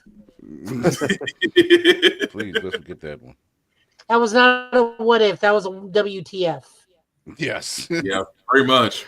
So no, the book is pretty much summed up as like he's going to go through the trials of Anansi to cure his vampirism. Meanwhile, and his first trials to fight the Avatar of Bass, so he's got to fight T'Challa. Right. I mean, damn. Now, for who it is written by, Cody Ziegler. No, go ahead. Art by Danielle Del Nicolo, with covers by Brian Valencia and letters by VC's Corey P. Did anybody else get a chance to read this? Yes, I did. I liked it. I liked it for the simple fact of the matter is that Bass was already pissed. she was already pissed with T'Challa, and T'Challa is trying to ask for forgiveness. Miles is confused. Anansi just shows up out of nowhere. T'Challa's on a redemption tour right now. Yeah, Bass is more pissed because Anansi's there. Anansi's like, we are brethren. We are brethren deities, and you're not going to really, we can't help him, but I'm going to help him because he's one of my scions. And it's a good story. I did like the fact of how that was going to go. And Shuri kind of was a little bit more M'Baku than the Shuri that we're used to in the MCU, where it's like you're mocking tradition. And Miles is like, what I thought it was a key. I know you were handing me the heart-shaped herb that, T'Challa has. So overall, it is setting up for a very nice story. So far with Spider-Man, with Miles Morales Spider-Man. At the same time, the fact that every time I read Anansi, I hear Orlando Jones' voice now. In anything. I will take nothing else. Or less. Really? I will take nothing less. When I hear it, it always makes me think of the time Anansi appeared in Static Shock. Same thing. I can see. I mean, that worked too. It's just that ever since American Gods, anytime it comes to Anansi, I'm like, dang it, I cannot get Orlando Jones' voice out of my head reading this. I mean, that's fair. Moving on over, we get all new Venom. This is written by Al Ewing, art by Carlos Gomez, and colors by Frank D'Amato. So there's a new thing about this thing, which I love about this book. It is, who is the new Venom? And my God, does Paul suck? For those of you unaware, Dylan Brock is now currently the permanent resident of Mary Jane Watson and her boyfriend Paul, who no one likes Paul. Al Ewing, bless this man. They keep trying to keep push Paul on us. They really do. Oh God, Dylan is ruthless to Paul in this one. It's like, how dumb are you? The two children disappear. Two imaginary children disappear on you. That burn. Oof. That was a burn. Also, we still don't know who the Venom is. We just know that Dylan wants the symbiote back, but we don't know who it is. We know it's not Luke Cage now. See, that's the thing.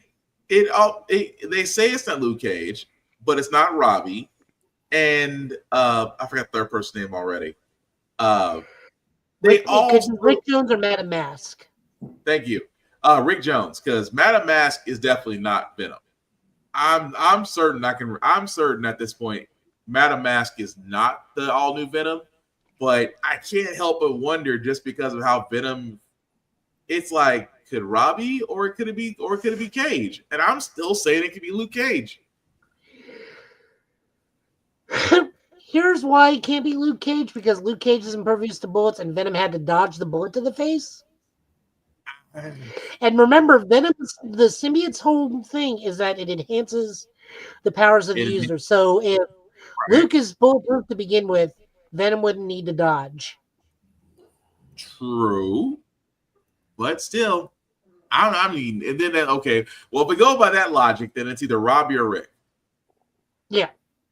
If you're going by that logic, but damn it, Luke as still Al Ewing has made this like, who is the Venom symbiote, and let's just be mean to Paul.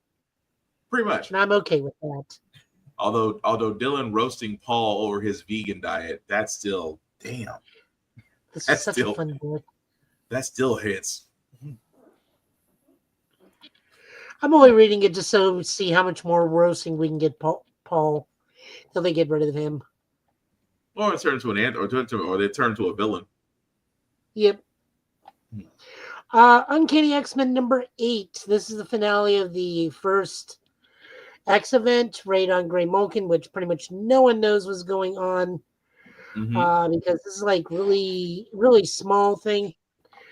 This is written by Gail Simone, art by Javier Goran, and colors by Matt Wilson. Both the X-Team, the Louisiana X-Men and the Alaskan X-Men all meet up at the X-Mansion to try to free or make sure Charles does not escape. Rogue's team wants Charles to help out. Cyclops is like, God, no. Right. No, we're keeping him in there. But we are there to free the mutant center because they have Blob, Banshee, Wild Child, and Toad, I think. Toad, yeah. Toad's the captive.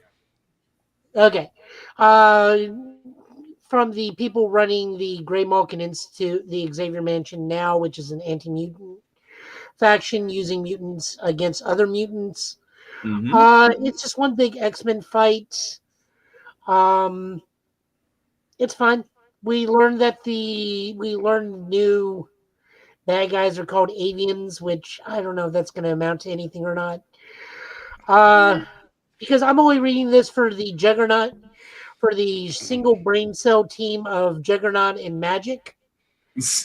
Not to like you know me. I'm calling a spade a spade. Those two operate off a single brain cell. But I do like the fact that the division between Rogue and Cyclops, because Rogue kind of.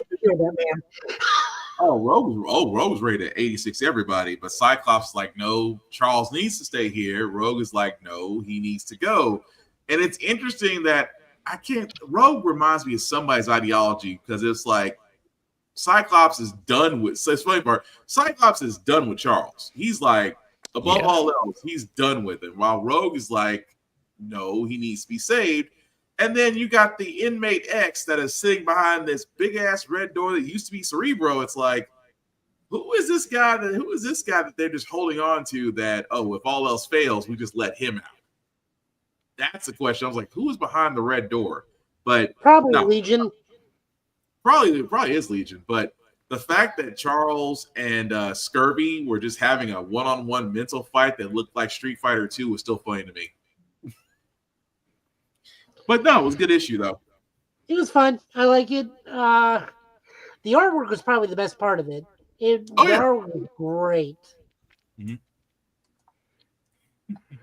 Moving on over, we get Magic number 1. We already know this is my book of the week. No one acts too surprised. Written by Ashley Allen, art by Jermaine Peralta, Cars by Arthur Ursley. It's Ileana's birthday. Ileana does not do birthdays. As a result, she turns on TV, which conveniently shows a woman who is possibly a mutant has been murdered in a small town. And Ileana's like, deuces. No birthday for me. No birthday party for me. Magic ensues. What the Dark Child types take over. Magical gunman, which can manipulate bullets through thing and other stuff that deals with magic. This was a great read. Good first intro. Her having a solo series. This is this is not her first one. She's had a mini series, but her having her first ongoing series.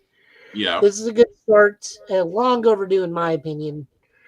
I just had a lot of fun with it. The art was great. Everybody is who they should be. I think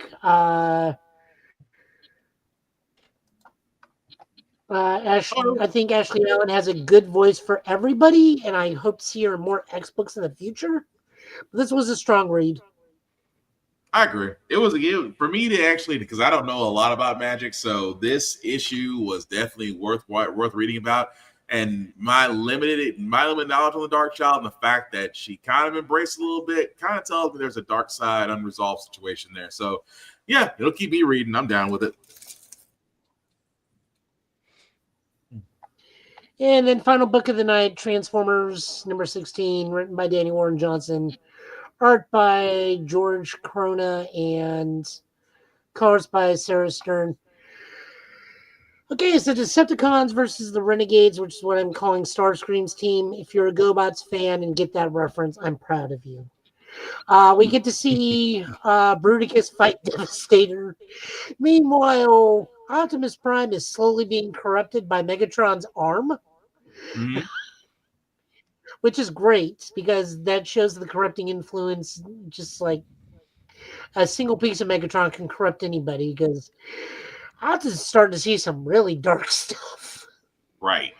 I've not seen some of the messed up stuff like that since the early IDW days, where the Autobots still had human sidekicks for about 10 issues before they ditched them. Bad things happen to those poor children. Megatron comes back into the field. So does Trailbreaker. Good for Trailbreaker. I like that we bring back Trailbreaker. But the big highlight is Bruticus versus Devastator fighting in front of a dam, and Optimus standing there with Megatron's arm as a corrupting influence, like, I've got to stop this. They'll destroy everything. Just blows up the dam. And Jazz is like, boss. No explanation outside of run. Meanwhile, in Cybertron, Cliffjumper is carrying around the sparks of his friend. I think they find Warpath. Yeah, they did find Warpath. I didn't remember if it was Warpath or Power Glide. Yep, Warpath. With Alita 1 as they try to scour Cybertron, the piece of Cybertron that's still there. And they find something that Cliffjumper's going to upload the sparks into. God only knows what. I fear that we may be getting Frankentron, which is a real thing. But no, the way they defeated Starscream was great. They just took the little remote control and just pushed him to go the opposite direction. They rolled him off a cliff with a remote control, which was great. Because it was attached to a tank. Well, tank tread. I want to know what kind of relationship Thundercracker now has with Skywarp. I want to know if this is a brotherly thing, a romantic thing. We've been in a war for 1,000,000 years kind of thing. I just want clarification. I don't care. I love it to death either way. The book's fantastic. The artwork's great. It gives me Bruticus versus Devastator because Bruticus is the strongest, one of the second strongest combiner after Predaking, but the least articulate. Jesus. Which makes me love him so much. It was a good issue though, but yeah, they give me idle hands with Megatron. Thank you, Megatron giving me idle hands to Optimus Prime. That was just weird, but feel bad for Laserbeak though. Oh well, Laserbeak, you know, at least they see eye to eye now. That's so mean. And it's because of the cartoon where like Laserbeak is like almost Megatron's personal pet as much as he is Soundwave's. It's like, buddy, you didn't need to do that. He probably would have just let you around normally. You didn't have to do that to him. Still was funny though. Yeah, I guess. Mm-hmm. Oh no, those are the comics this week. We were very short on comics because a lot of week 5 stuff. It happens. We had no DC. Like there was nothing I could find in DC that was worth it. Oh well, they keep on telling me to go back to Batman. They keep on telling me to go back to Absolute Batman, so I may venture back in there because that first issue did not inspire. I will say this: Ultimate Superman got better on issue 3, and Ultimate Wonder Woman is like Absolute Superman got a lot better in issue 3, and Absolute Wonder Woman is just killing it no matter what. Cool. Well, thank you, Joe, for the comic book pulls. And as we kind of call it a close on this one, for the catch up from 2004 to 2020, for 2025, I do want to start what everybody's doing. So I will start with, I call him the man, the myth, the legend. I'm going to start calling him Mr. Cardio. But Tafari, sir, you want people to know what you're doing outside of really getting in shape and inspiring me to go back to the gym 3 times a day? My legs are suffering for what I did today. Yeah, you can find me on all platforms underneath this name. I'm still posting on the regular. I'm also still testing this trial reels feature that Instagram is doing. So come back next month for a report on that. But I am doing a walkathon. I am playing streaming games and walking on a walking pad / treadmill for at least an hour a day. And then if the stream will allow it, or my life does, we will continue to play something new. We're playing different games every day. Some stuff I'm doing for the first time. Yesterday, I got stuck in the damn tutorial for Transformers for an hour and a half, so that was fun. Today, since we're 10 days in, I tried something different and found this old dance pad. So managed to do 2 DDR games and not get completely blocked off the face of the earth. So that was fun. Gearing up for next month, I'm trying to do 28 days of Black unboxings. I just got another piece in the mail from a friend of mine. So if you know anybody who would like to participate or has cool things to show off and they want somebody to talk about it in a hip fashion, holla at me. But other than that, that is it for January. All right. Yeah, the whole thing about you doing cardio made my legs cramp up and I didn't run. Yeah, but stretching is important, people. Stretching and drinking water. Just putting that out there. Very much. Captain, you're up, sir. The crew's on a break. But we're still busy. You can still catch us on right here at this little thing right there at Blurred's Eye View. You go right there. You can check us out there. You can go to the YouTube page and still see some of the videos that we post up. You will see us coming back at the beginning of February, but you will still see us. So remember to still sign up at Blurred Station. Still sign up and join us over at Blurred's Eye View. Have some fun. We just posted up our reviews for What If, the final watch. And you can also listen to us wherever you listen to the podcast, on Spotify, Apple Podcast, and so many other places. Outside of that, I am taking a much-needed reprieve while I'm creating bumpers and writing scripts for new commercials and voice work. So that's all I'm up to. Nice. All of the voice work, sir. Whether it be Batman or whether it be a villain, it hits. Joe, it does hit, sir. Joe, let people know what you're doing. I'm doing Ultraman things with Tafari. The end game is upon us for Ultraman Arc. I've got to talk to Tafari about this coming week. I got something we may do so we can just do another 2-parter and end out the series. Other than that, I am streaming Big Stompy Robot content over on Total Justice Gaming. Right now, we're doing Grandizer, Feast of Wolves. Good old. I beat MechWarrior 5 Mercs, and now we're doing 1970s Super Robo stuff. I have to put a disclaimer every time because names of characters are moderately offensive because it's the 1970s. Mm-hmm. They think it's a good idea to call one of the alien characters General Blackie. It's not my fault. As we snicker in the background. We understand. It's the 70s. I can't help these things. Other than that, I'm just waiting for new games to drop. Sin Duality, I think, is a new one coming out. It already had an anime, but looks to be Mech Warrior-ish, but with anime waifus attached to the mechs. We'll see what that's like. I may dive back into Mech Warrior Clans on hard mode and see what that does to my patience. Also, gearing up to move.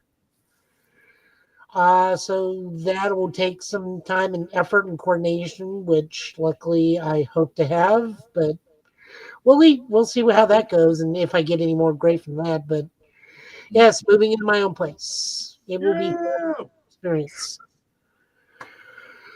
Moving's always fun. Oh yeah.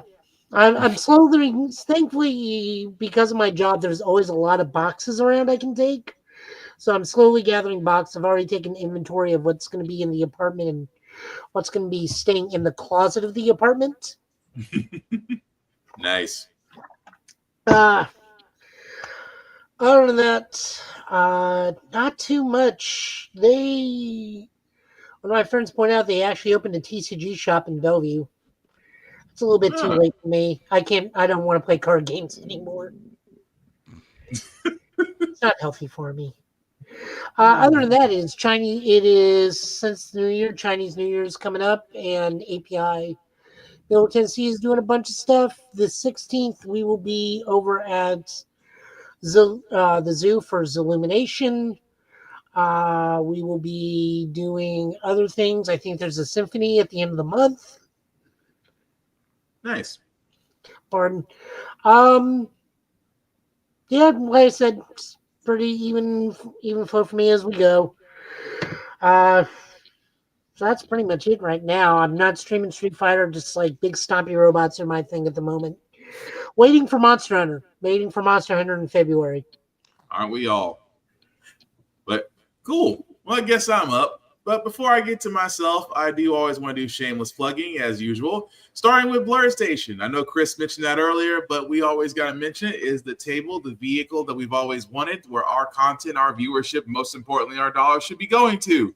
Tubi is great, but Tubi is well worth over $100 million at this point. The problem is Tubi is owned by the same guy that owns Fox. Yes. Stop giving them your money.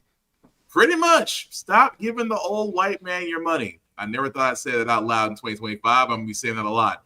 The thing about Blur Station is, guys, it is for us, by us, for us to enjoy. They have movies, they have television, they have anime, they have different shows out there, all for your viewing pleasure. If you definitely want to check it out, go to blurstation.com, hit the join now button, select the Blur's Eye View Affinity membership. Anybody there, we do not care who you pick. Whether it's Chris at Chris Fury, Roomful of Blurs, we'll be watching myself, Black Spartan, Tafara TV, Navy, or Game Montel, or Geek by Heart. We would all appreciate it. At the same time, guys, as you can see, it's $10.99 a month.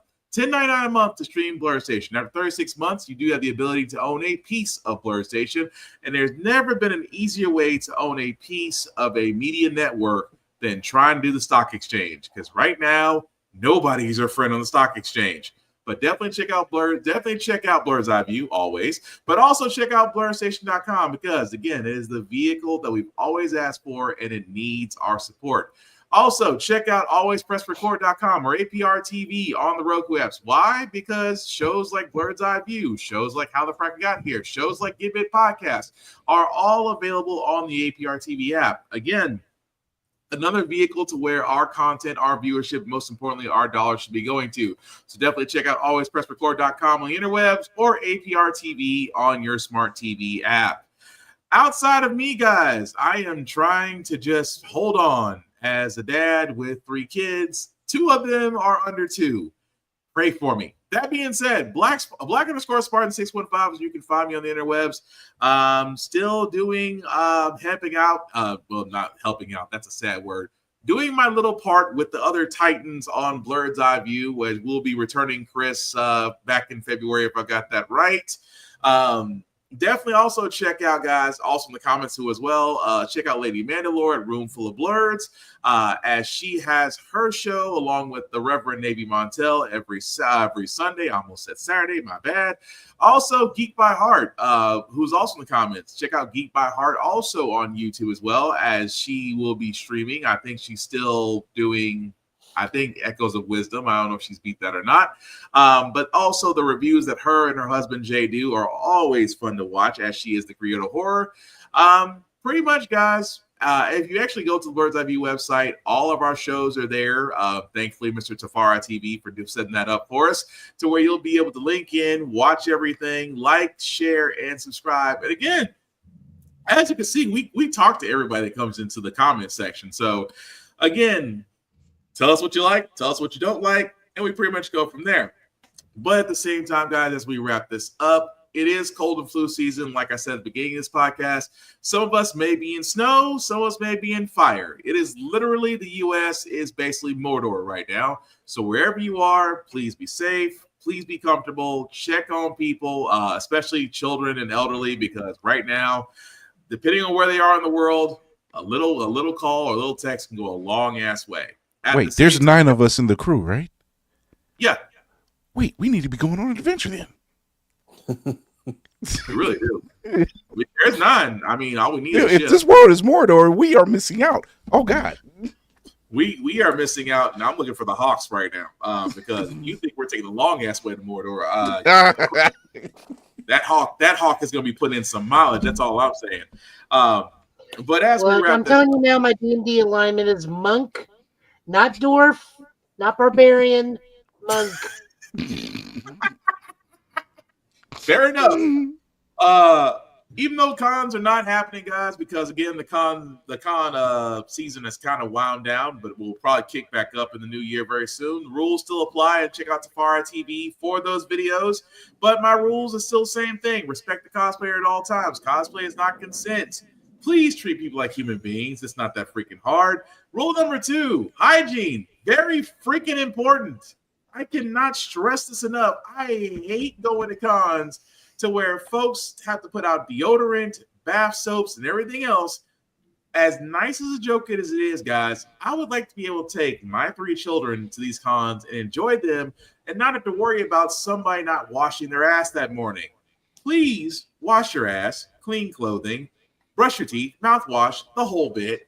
Come clean so we ain't got to worry about spreading diseases, because if you haven't noticed, cold and flus pass very easy and COVID ain't gone. So again, wash your ass.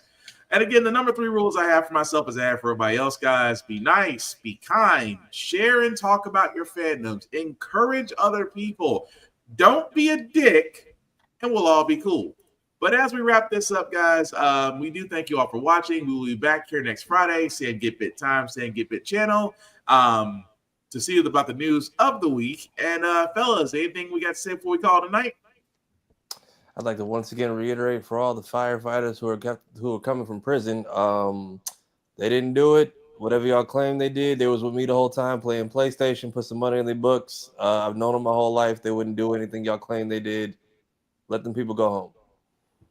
Fair enough. Definitely shout out to the firefighters right now on the West Coast that are, y'all putting in work. But Chris, Joe, any last words?